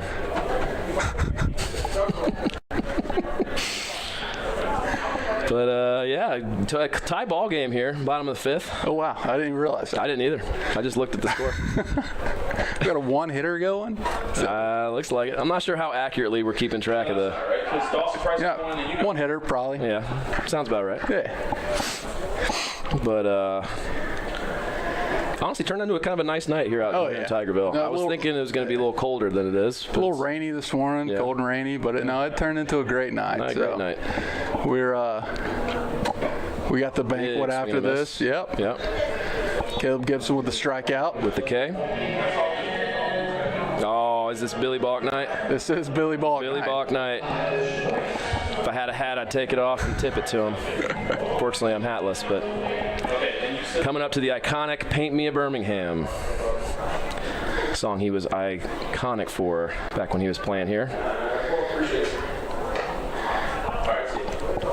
You know, I actually requested Billy Balk night to catch me today. Did you? Yeah, I did. Love that. You know, he caught me probably the most out of anybody whenever I was playing here. So, you know, it just felt right. I mean, that connection is huge. Yeah, just absolutely. Felt right. And, I mean, I don't blame you one bit for wanting Billy behind the plate. Absolute, just really trustworthy guy, behind the plate. And, you know, after his first inning, he told me he was gassed back there. Had kind of a long inning behind the plate. Yeah. But I was like, listen, I told him, I said, catch me, then, just take the rest of the game. That's right. Yeah. Love that. Facing a 1-2 count here. No. It's rung up. Unbelievable strikeout call. That was a little inside, too. Yeah. Let's see the replay here. This is really cool. I like this. This is great. Here's the pitch. I mean, that's a white line. Looked a little, That's a white line. That looked a little inside to me, but what are you going to do? Unbelievable. But, That's a big one. That's baseball, right? That is baseball. That is baseball. Here he is. Coach is back. I'm back. Can you hear me? Check 1, 2. Microphone check. Loud and clear. All right. What'd I miss? Is Dill going to throw? Dill hurt his elbow warming up for the game. So I think he's very upset about that. We have a golf match tomorrow. I don't know if he's going to be able to play. I mean, could be big for every other team in the field. Right. Is this like Alumni golf tournament? Yeah. Oh, okay. Like 20, 24 guys playing. Nice. Yeah. I'm a little bit upset I didn't get the invite, but honestly, it's better that I'm not out there because I'm a terrible guy. Do you want me to fill in for Dill, and then that team will win? I mean, listen, Caleb. He said they're in heaters now, but he can't leave them here. Okay, just tell the guy we're not eating until like 6. I did. He said he can hang out for a little bit. Okay. In there. Just tell him to hang out and watch a little baseball, and we don't plan to eat till 6. So cool. Looks Thanks, like bro. Jared Lemke taking the mound. Oh, Lemke. Old Lem. I mean, I love that you guys come back and play in this. It means a lot to me, and it's one of my favorite days of the year to get to see everyone and catch up and reminisce. But at the same time, every time I watch you guys go out there to pitch, it's just like I cringe. I'm just like so nervous because like your arms are hanging by threads. If we're gonna be honest, Coach, I felt strong. I mean, JK, you had an I felt strong. You look great. But I'm just sitting here like Lemke's like one pitch away from like not being able to play catch with his kid. I mean, I'll tell you this. My shoulder, I've always had kind of a iffy shoulder.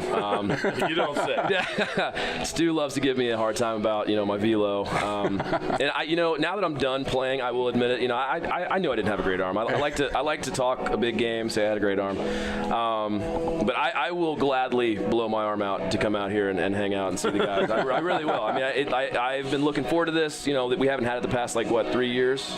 Because since COVID, we haven't done it. Yeah, so I've been raring to go. I've been looking forward to this ever since it was announced. Had to basically track this guy down to get the info for it, but dude, come on.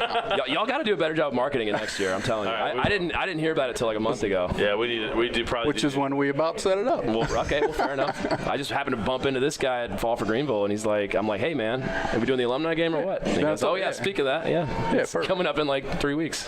It's like we got a Hunter Dilworth sighting at second base. Yeah, oh yeah. Look at him. He's like His arm's hanging up there at second. He can't extend it. He's like, gosh. Even with his arm hanging, though, I still feel I would feel comfortable with Dilworth at second base. And of all the alumni to get hurt in the game, the guy that's on my coaching staff, Oh yeah, that's paid to hit BP and throw, Oh yeah, ooh, he's paid to hit fungos and throw BP. Didn't think about that. That's the one guy that got hurt. Yeah. it has flared up on him a few times in the past couple years. He's made of rubber. I was about to say, even when he was playing, he nothing could really stop Dill. I mean, from taking the field. JK, you're right. So it did happen last year. Yeah. Three different times. Yep, it did. But he'd bounce back a week later and be fine. Perfectly fine. Just a little tennis elbow. Dill's a gamer. Dill's always been a gamer. He would. So what they were doing last year is they would come out. There he is. There's old Hunter. This is great. I love this. Whoever's working the camera is doing a great job. So Dill would come out. He comes out before practice and he throws live to our hitters and gives them like extra at bats. Yeah. And Speaking of the devil, I'm not sure.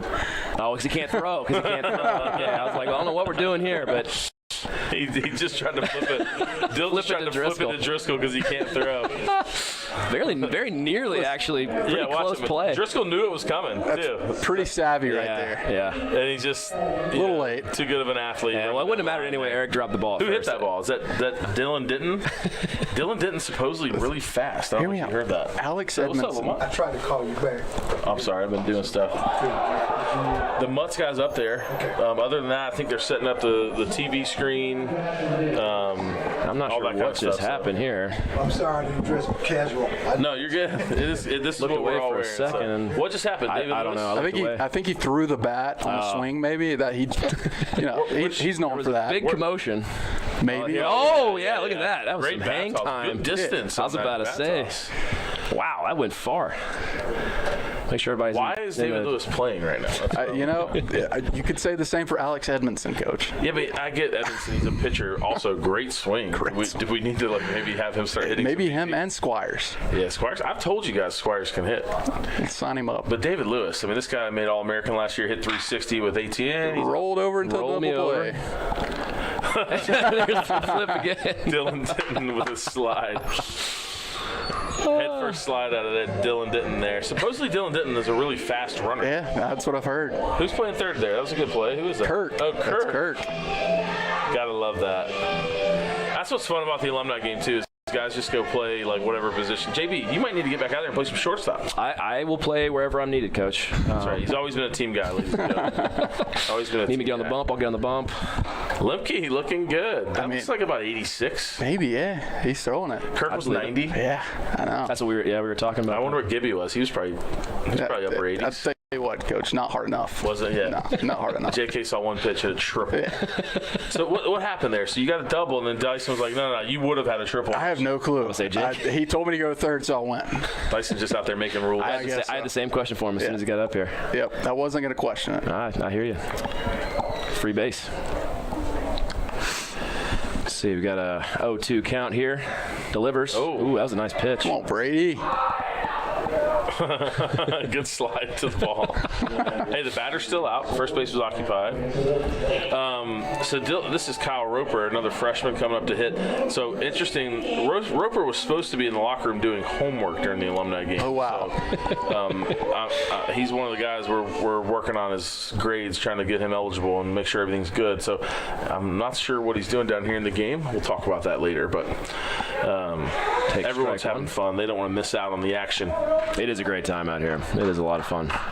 It's kind of a random question. Are we still doing the Halloween festivities that we used to do? Or we don't do them the same way we used to do them because we got turf. Remember all the stuff we used to do with shaving cream and paintballs, all that stuff. I don't know if we can talk about that on the air. I shouldn't have brought that up. Honestly, it was so much fun. It was fun. We used to do Halloween festivities. Hopefully he's okay. Yeah, I hope he's okay too. He's a very good player. Yeah, I used to look forward to that.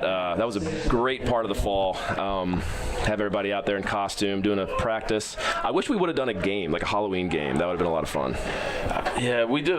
We did all kinds of different stuff. Then we did like scavenger hunts and we played actual paintball. Look at Dill. Dill still wants to, even though his elbow popped earlier, he still wants to pitch. Is Eric Gilbert on the mound? Oh yeah, let's get Eric in. No, Gilbert does not need to pitch. He will blow his labrum out so No, it's fast. already blown.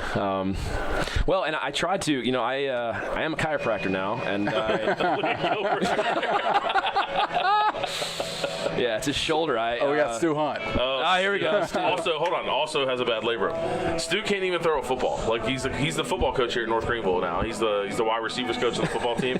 He was telling me the other day that he can't even throw passes to his wide receivers. Oh wow. His shoulder's that bad. So this is probably not going to be good. Yeah, we'll see how this goes. Stu's had a good game so far. Yeah. So Stu, known for during his delivery, would make a grunting noise back when he was playing. Yeah, he's like a female tennis player. Exactly. That's a great way to describe it. Pretty accurate.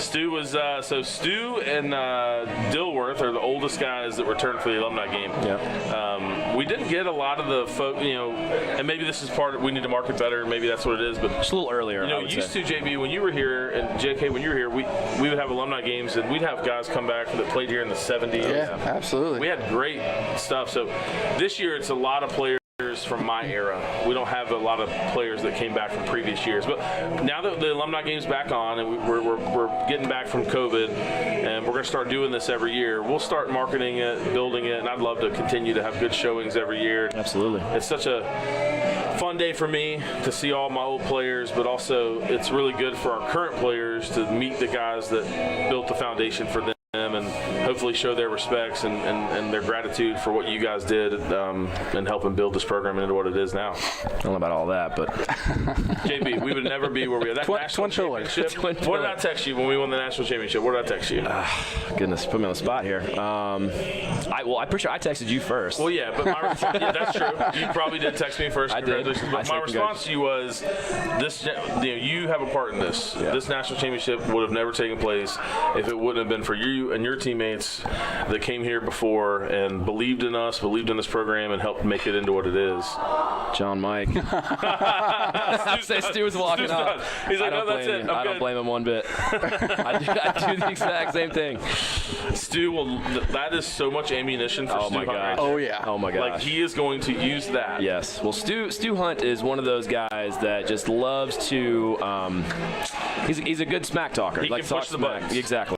He knows what to say. He knows how to get under your skin. He is very talented. Great at that. Look at him right there. Yeah. He got the greatest Division II baseball player out of all time. Yeah, he's not gonna forget that anytime soon. So Stu, make sure. I know you're gonna go back and watch this on YouTube. Clip that, that you just got John Mike out, and put that on your phone. That's some great ammo for you. Absolutely. Hunter Dilworth in the box. Yeah. He might be swinging with one arm. I know. Poor Dill. I just hate that he got hurt.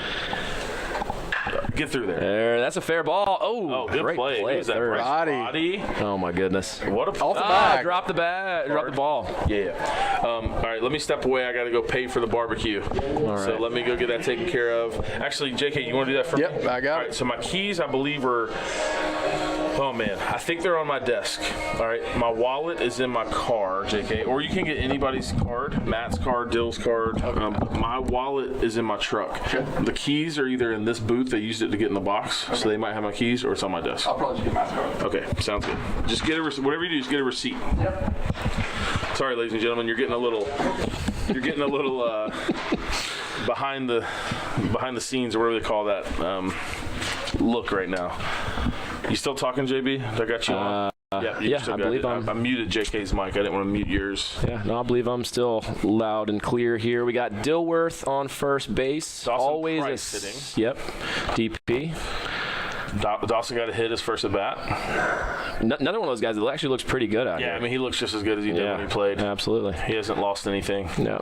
Dilworth, just as I said that, always through the ship. Love Dawson that. Price, 2 for 2. And Dill's going to third. Oh, yeah, Dill, great base runner. I was about to say, really heady, really aware base runner during his time here. Not the fastest player by any means, but always aware on the base pass, always taking extra bases. Dawson Price, 2 for 2. Yep. Dawson looks good. Ethan Stringer, national champion, left fielder, was our 2-hole hitter on the national championship team. Great player. He is 0 for 3 with 3 strikeouts so far right now. So this is a big at bat. Big AB for him. Dog. He's got to put one in play here. You don't want to come to the alumni game and go 0 for 4 with a golden sombrero. Got an interesting batting stance going on here. Stringer would stand in the outfield and work on his stance, like in between pitches, JB. He played left field, and we'd just look out there, and he'd be doing like his batting stance in the outfield. He was a maniac. Yeah. But great player. Reminds me a little bit of Connor Grant. Oh no, he's gonna strike out 4 times. Why? If it's me, if I strike out twice my first 2 at bats in an alumni game, I'm not going up there again. You're not coming back? No. I'm just gonna go pitch or do something else. Yeah, I hear you on that one. Well, speaking of which, I do. I have enjoyed commentating up here with you. I do want to get one more at bat in. So jump back down when this. You can take off anytime you want. Go back down, and why don't you grab any of the other guys that are done playing that aren't, and send them up here. You want me to send Eric up here? You can send Gilbert up here. That'd be great. I'll send whoever you want me to Unless he wants to keep playing. Oh, Stringer made contact. Josh Center would be a good one. I'll send Center up. Corey Bivens. Devo. Any of those guys. Yeah. Just send them on up here. I'll go down there and just kind of spread the word. Well, thanks for joining us, JB. Absolutely. Glad to have you on. Go get one. Go play short and get one more AP. I mean, listen, Coach. You know how me and infield doesn't seem to mix well, but I'm gonna get out there. Ethan Stringer, 4th strikeout of the game. Hate to see it. All right, Coach. See ya. Yep. All right, ladies and gentlemen, that was Josh Black, Crusader great, one of the self-proclaimed twin pillars of the program. So when he first came to the program, that was when I first got the job, and the year before they were like 8-38, and the program was in bad shape. And I was at Furman. Oh, who hit that? That's Corey Bivens. Oh! Look at Stu Hunt. Stu Hunt running the bases with him, who gave up the homer to him. All-American hero, Corey Bivens, on Veteran Days. Corey Bivens is a 2nd lieutenant in the Army, all right? And he just finished playing here last year. He's a 2nd lieutenant in the Army, and just hit a home run on Veterans Day in the alumni game. And Stu Hunt gave it up to him and then ran the bases with him. This is great content here, folks. Look at Stu Hunt. Stu Hunt's like celebrating with them. Oh, yes. That is awesome. Corey Bivens.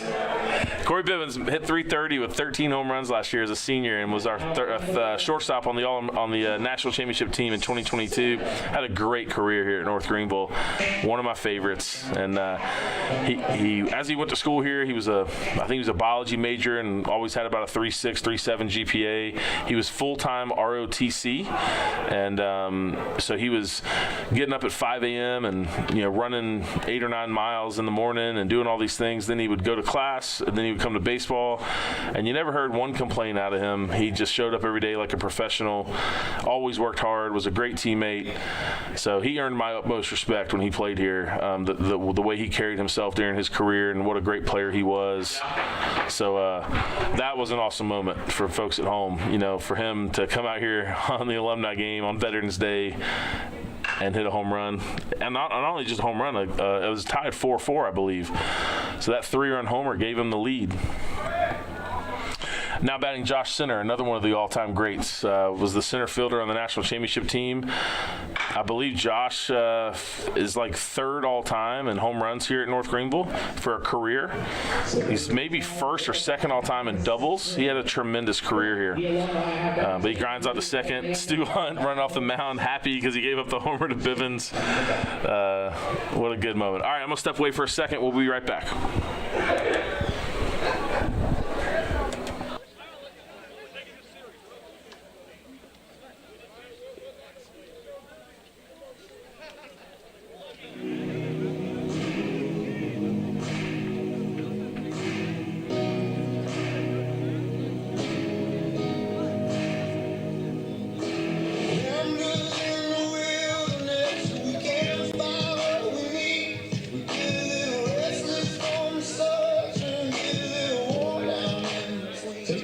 For the alumni, the guy who is 10 times better at PA than I am, Caleb Murphy.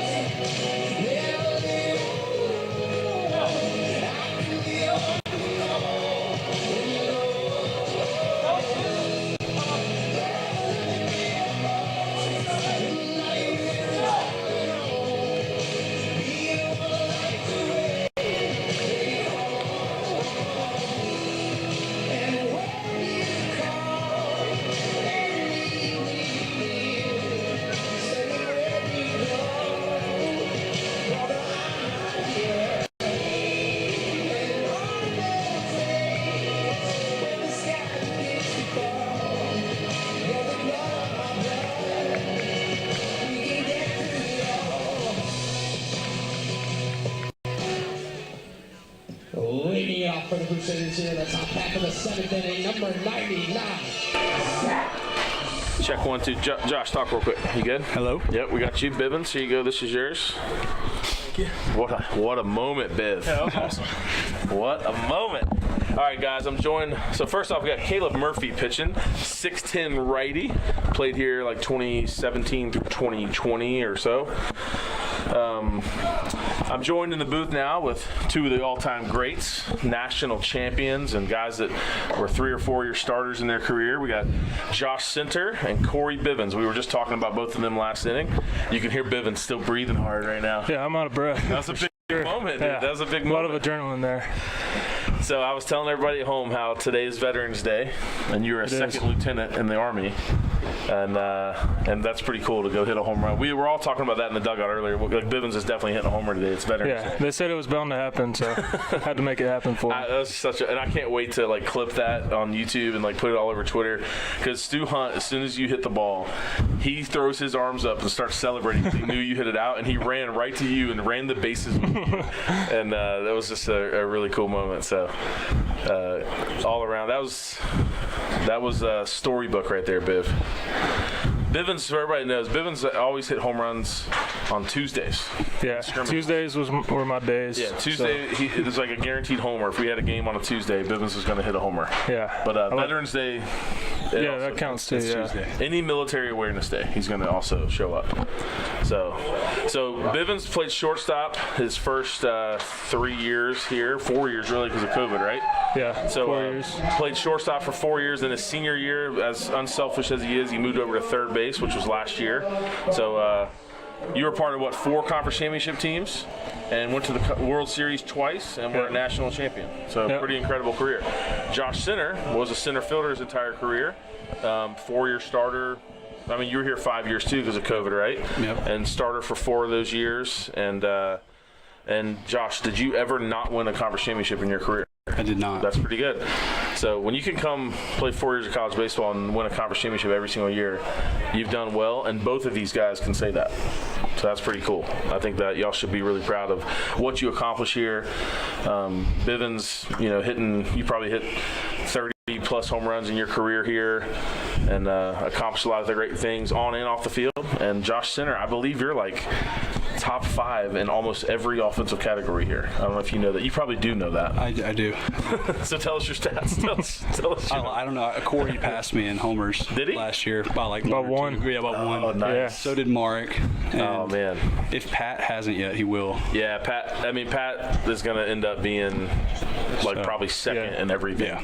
Pat's going to be up there. John Mike is just so far ahead, will not get touched. I was telling people in the dugout earlier, like I had a good college career and I finished with like 40-something home runs. I'm like 3rd or 4th all time in South Carolina. And I think I had like 48 home runs maybe, and that could be a guess. Which seems like a lot. Like, I felt like I hit a lot of home runs in college. I'm very proud of that number of home runs. John Michael Fail hit 81 home runs in his career. That's incredible. Twice as many as I hit. And both of you guys had incredible careers. What did y'all finish with? Like close to 40 probably? No, I was right at 30. I think 30, 31. Something. Anything above 30 in college, I mean, you've done great, because it's so hard to kind of compete as a freshman. It's a big jump, and it's both of you guys didn't play a ton as a freshman. Y'all probably know you weren't as ready, but your sophomore years, you both were starters, and but to be able to, you look back, hit 30-plus home runs, that's 10-plus home runs the 3 years that you started, that's pretty good. Yeah. So, Josh, also, you're way up there in doubles, right? Yeah, doubles. Mark might have passed me, I'm not sure. Probably stolen bases too, Josh. I think I am. I think I have the most stolen bases. That's pretty good. Let's see. You're talking. Also could. No, Mark probably has more now. No, he doesn't. Mark he didn't play as long. Yeah, he didn't play as long as you did. There may be, we don't know. The archives aren't really good when you get past, like when you get before pre. Oh no, you just get hit. Like if you get in there pre-2010, we don't really have many archive stats, so we don't know. But yeah, Josh was a 5-tool guy, could do it. Also was Corey. Both guys, home run guys, great defenders. Speed with steal bases. These are 2 of the big reasons why we won a national championship in 2022. There's no doubt about it. Y'all having fun? Good to be back. Oh yeah, it's great. Great to see everybody.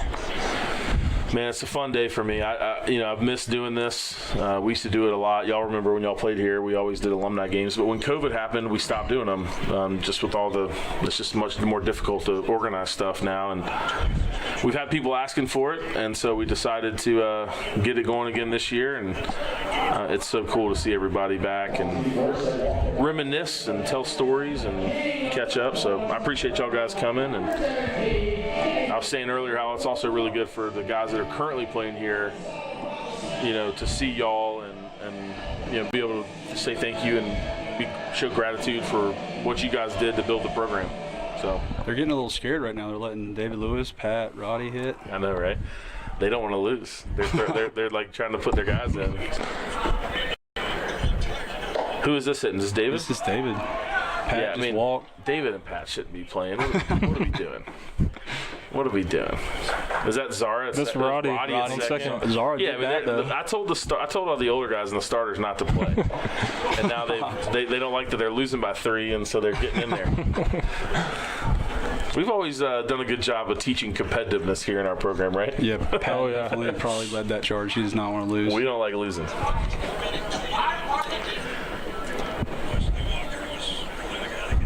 Oh, Caleb Murphy. So Caleb Murphy, he actually went and played professional baseball for a little bit. Pitched in independent baseball when he left here. A lot of fans, if you come to games and watch games, you'll recognize his voice. He's our PA announcer for a lot of our home games. He's got a perfect voice for that. Yeah, right? he does. He should make a career out of it. Yeah, he for should. Sure. He definitely should. You guys ready for some barbecue? Oh yeah. Oh, yeah. We got a Mutt's Barbecue. They're setting it up there right now. Got the big movie screen being set up for the slideshow that my wife made. Oh, wow. So we're going to have a good little night here. I've been eating fast food for 2 months and hotel breakfasts. Tell everybody what you've been doing, Biv. I've been at Fort Greg Adams now. It was Fort Lee until this year for officer they changed school. the name of it. It used to be. Was that like Fort Lee after Robert E. Lee? It was. And so all the bases got changed this year. So okay. So it's officer school. So we wake up in the morning and do some PT, run a bunch of miles, and then. When you say a bunch of miles, like how many miles? It's 2 to 4 every morning. You said that earlier. Did you run 8 to that today? No, we had a 12-mile ruck, which is with 40 pounds on your back. So that started at 2 a.m. Thursday morning. Well, that's like every day for me. I usually put on about 80 pounds every morning when I get up, and I carry it around all day. This is not all natural. This is all my extra weight for training. We had a pitching change. Ethan Stringer coming to them. They can't even hold on to the ball. All right, listen, Stringer's had a good alumni game that Bivens has had. Bivens has had an incredible alumni game. Stringer's had the opposite, right? He's had the worst alumni game you could have. He struck out 4 times. He has a sombrero. The golden sombrero, and now he wants to pitch. He used to beg me to pitch when he was here. He's hit for both teams. That actually was a little cut on it. He said he's throwing. Only cutters. He used to beg me to pitch when he was here, and I just roll my eyes at him like, dude, you have no shot. You can't pitch. And so he's living for this moment right here. And it has not been a good game so far for him. Yeah, but Bivens, a lot of respect to you, man. I was saying that, like, just not only what you're doing now and protecting our country and representing us, and that's incredible, but you did it as a student here, too, where you were ROTC full-time. You're getting up in the morning, what time, like 5 a.m.? And yeah, we started at 6 over at Furman, driving to Furman every day. So Bivens is having to go to Furman in the morning and do a workout and do a ruck or a run or whatever it was, basic trainings type stuff, and then you'd have to leave there and come straight to class at North Greenville and go to class all day, and then leave class and go to baseball practice. Yep. And it was a good time. Gosh, man, what a grind you did that, and you excelled both on and off the field. So I got a ton of respect for you, man. Thank you. I know that was a hard thing to do, but you made it look easy. I appreciate it. Josh just had to go to class and play baseball. He didn't have to do any of that other stuff. It was pretty easy. We got to be running out of pitchers here, right, guys? I think Lex was warming up. I don't know if he pitched yet. I was saying earlier, like, there's only been, so far, knock on wood, but there's only been one person that seems like they got hurt. Dill. Yeah. He's a coach. And unfortunately, he's a coach on my staff. Like, he's a guy that's paid to hit fungo, throw BP. Like, the one guy that I didn't want to get hurt, and he gets hurt. Oh, good. Okay. I was about to say, who's hitting? I don't even know who's hitting. Sears. Jake Sears. They are trying to. Yeah, they are. They're definitely trying to win. They got bases loaded, one out, and they're like pulling out all the guys right now. They got some pitchers on deck. Yeah, I mean, Edmondson might be the guy they need to put up there. Yeah. He's a pitcher, but he can really hit. Do y'all know his background? Yeah, did not. He's like the Little League World Series. He's like the greatest Little League World Series player ever. Actually? 7 foot. Yeah, he's like kind of widely considered the greatest Little League World Series player of all time. He was throwing 84 miles per hour. Yeah, he was a grown in Little League. That's wild. Oh. Look at who's running home right there, Roddy. Dang. Yeah. So Edmondson was throwing like 84 in Little League from 45 feet, and they were saying on ESPN that it was like the equivalent of 108 or something like that when he was pitching. He also hit a bunch of home runs in Little League World Series. So now he's just a pitcher and throws about 96. That's not bad. Stuff. Yeah, he's very good. It's doubles against washed players. We think he's going to have a great year for us. We're excited about him. Oh, strike. Nice. We can't just walk in the tying. I mean, we got Stringer on the mound, game on the line. How did we not call it after Corey hit the bomb? I know, right? It should have been a walk-off. Y'all are alumni. Y'all make the rules. Yeah, this is Stringer's fault. He wanted to pitch. Yeah. You could have just been like, game over, walk off, Yeah, let's go I thought that's what we were. I think that's what Stu thought was happening. He was jogging with Corey. Yeah, he thought that. He told me that in the dugout after. We were talking earlier about who's going to be the MVP of the game, and Driscoll was an early lead.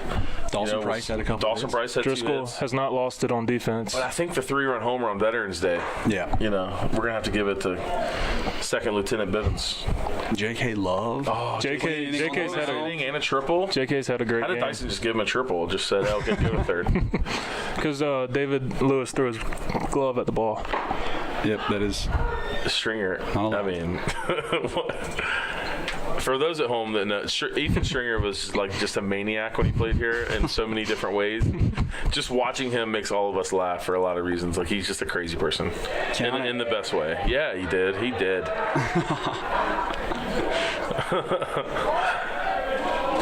Stringer's been playing a lot of golf. He hasn't been doing much baseball. His wife, Tori, is a professional volleyball player. They were living in Italy last year. I guess they're back. Where are they living now? She started a league, I think, in Atlanta. A volleyball league. She started it, like her. I think so. Yep. Right? I think Joe Burrow's funding it. Oh, wow. It's her dad, Trent Dilfer's helping out. So Trent Dilfer, Super Bowl champion quarterback, NFL quarterback. His daughter, Tori, is Ethan's wife. Pretty awesome wedding to go to. Was it a good wedding? I wasn't able to go. I can't remember where we were, but we weren't able to go. It was a good one. It was fun. When are you guys getting married? We'll see. Uh-oh. No. Look, Dill picked the ball up in the dugout and was going to throw it to the catcher. I think Stringer wants to tap out now from pitching. Like, he was real excited about it, and now he's already he's blowing out. The lead. It's just so hard to throw strikes. People don't realize if you don't do it much, it's hard to get up there and throw strikes. They need to find somebody who can get them 2 more outs before this game gets tied up. Tying run on third and winning run on second. Uh-oh. Oh, no. Oh, no. Oh, God. Gilbert. Good pick by Josh. Look at him holding his shoulder as soon as he missed the throw. Twin pillar over there. Yeah, that's right. Twin pillar. With a pick. I mean, I'm so impressed with Josh Black. He looks just as good now as he did when he played. Like, his BP was better today than any BP he hit when he played here. And Gilbert, too, Gilbert hasn't been doing he plays a lot of pickleball and stuff like that, but he's made several good defensive plays, and he's using a training mitt, like a little tiny glove out there. All right, tie game. Uh-oh. Oh my. Uh-oh. Who's playing out? That's Edmondson again. Oh, my gosh. It's Ryan Kirk. He should have bombed. Wow. No, it was a ground roll double. Edmondson. Two doubles. All right, so you gotta let him hit. Yeah, next week at practice, I think Edmondson's gonna start hitting. 2-way. He needs to. Gonna start hitting next week. We had Ryan Kirk out there in center. Whoever's in left just pulled their hamstring, it looks like. It was in left.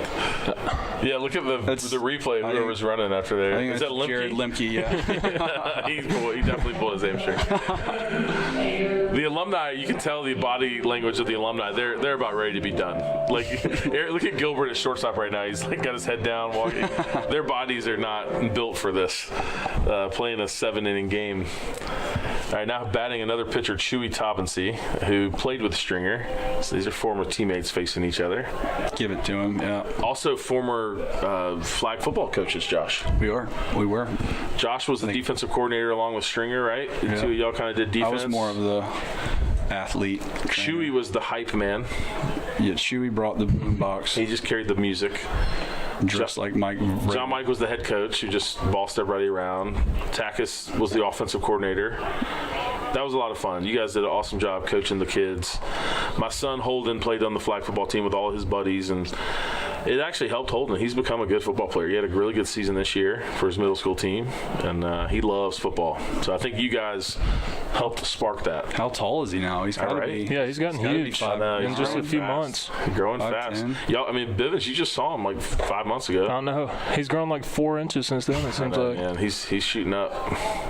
He's still scrawny and weak though in my eyes. I can still body slam him.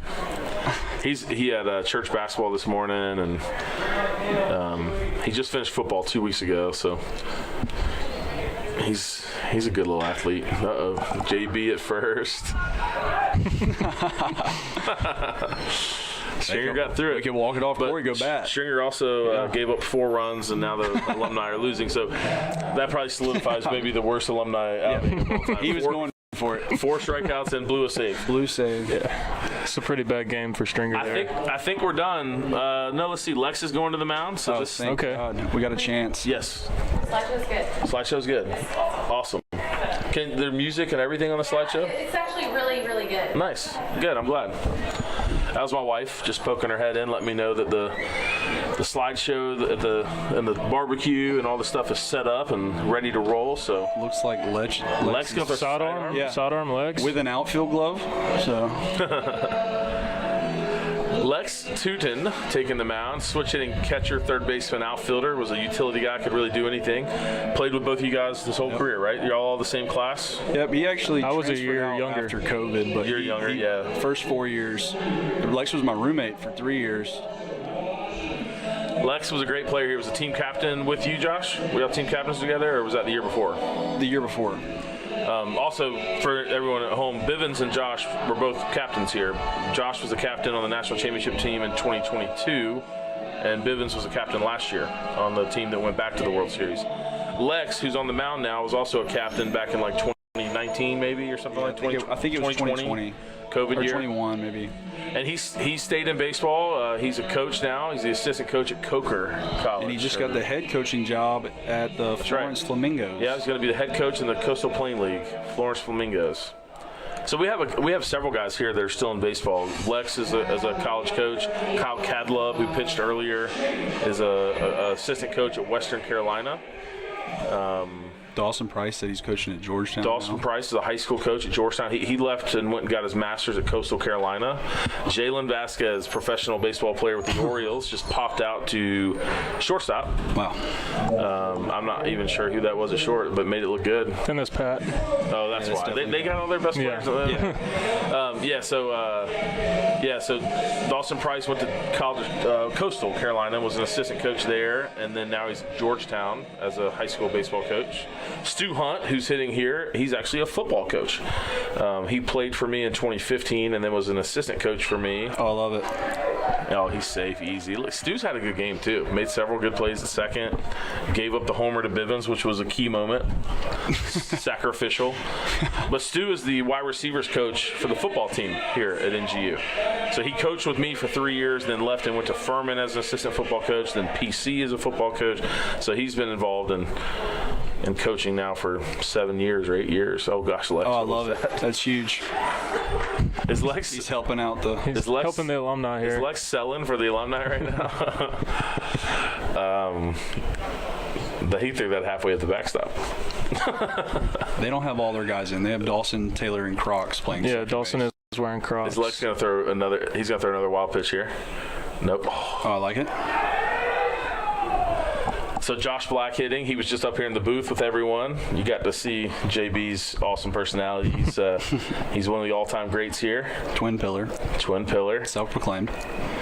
Six tool. Yep. Also has an award named after him now, the Josh Black Award. Big moment here. 3-0. Green light, Josh. What a great moment that would be for him. We got Eric Gilbert on deck. You know Josh wants to swing right here. Oh, no. Get down. That might be trouble. Drop it. Get down. Don't collide. He dropped it. No, he caught it. They dropped it. Dropped it. Look at Stu Hunt run. Look he at went Stu third. run. He's hosed it third. Safe. Yeah. Good call. Good call. Look at JB. With an attempt at a swim move.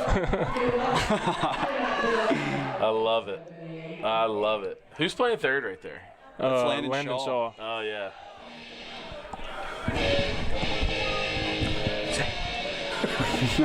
All the players in the dugout are looking Eric up here Gilbert's telling going us to hit a walk-off. They're all telling us to review that. So I looked at him, and I looked at the screen, and I told him he was safe. Game on the line. E.G. Eric Gilbert. Chance to win it. The infield's in. Just hit it to Dawson. Oh, we got Hudson on deck in his blue jeans. Oh, he should have threw my breaking ball. Eric Gilbert was a switch-hitting middle infielder. Played here, I don't know what, like 17, 18, 19 probably, somewhere in there. I played with him in He coached in 19. He coached in 19, so he would have played here like 16, 17, 18. Right. Yeah, he was an assistant coach with me in 2019. Uh-oh. Yep, hit it Dawson Taylor, see if he can make a play. Oh, He did. no. Wow, he Oh, did. wow. In the Crocs. Oh, no. I mean, the effort out of Josh Black right Hudson there. might go yard. Josh Black went hard, slid He gets head to first. hit. He gets to hit lefty too. I wonder if he'll hit lefty right. Yeah, he'll hit lefty, I'm sure. He only took BP lefty, and then his first at bat he hit righty. So Hudson, one of the best athletes out here. Definitely. I mean, even in blue jeans. yeah, he carved for an inning in his Wranglers. Yeah, I mean, he hit in BP. He was hitting balls over the fence. He can windmill dunk probably. Yeah, he's just an incredible athlete. And he's out here in blue jeans, and had a 3-up, 3-down inning, I think. Yeah, rubber arm. Gilbert stealing second or no? Look at that lead. He's like halfway to second. He wanted to steal right there. Yeah. The problem is he might get thrown out. Oh, Lex with the pause. Oh no, that's trouble. That might be. I don't. We got pitchers. I don't know who's out there. We got pitchers in the outfield. Wow. Tie game. Tie game. Hey, what a better way to end it. Wow. End in a tie. I think we won. All right, listen. A tie goes to the alumni. Tie goes to the alumni. I've heard that. Yeah. Ladies and gentlemen at home, thank you so much for listening and joining us here. And it's been a blast. I think we're done. I think it's time to go have some barbecue. We're going to call this thing an 8-8 tie. And a lot of fun. Just an awesome day. Josh and Corey, thanks for joining us here to wrap it up. Yep, it was awesome. Thank you.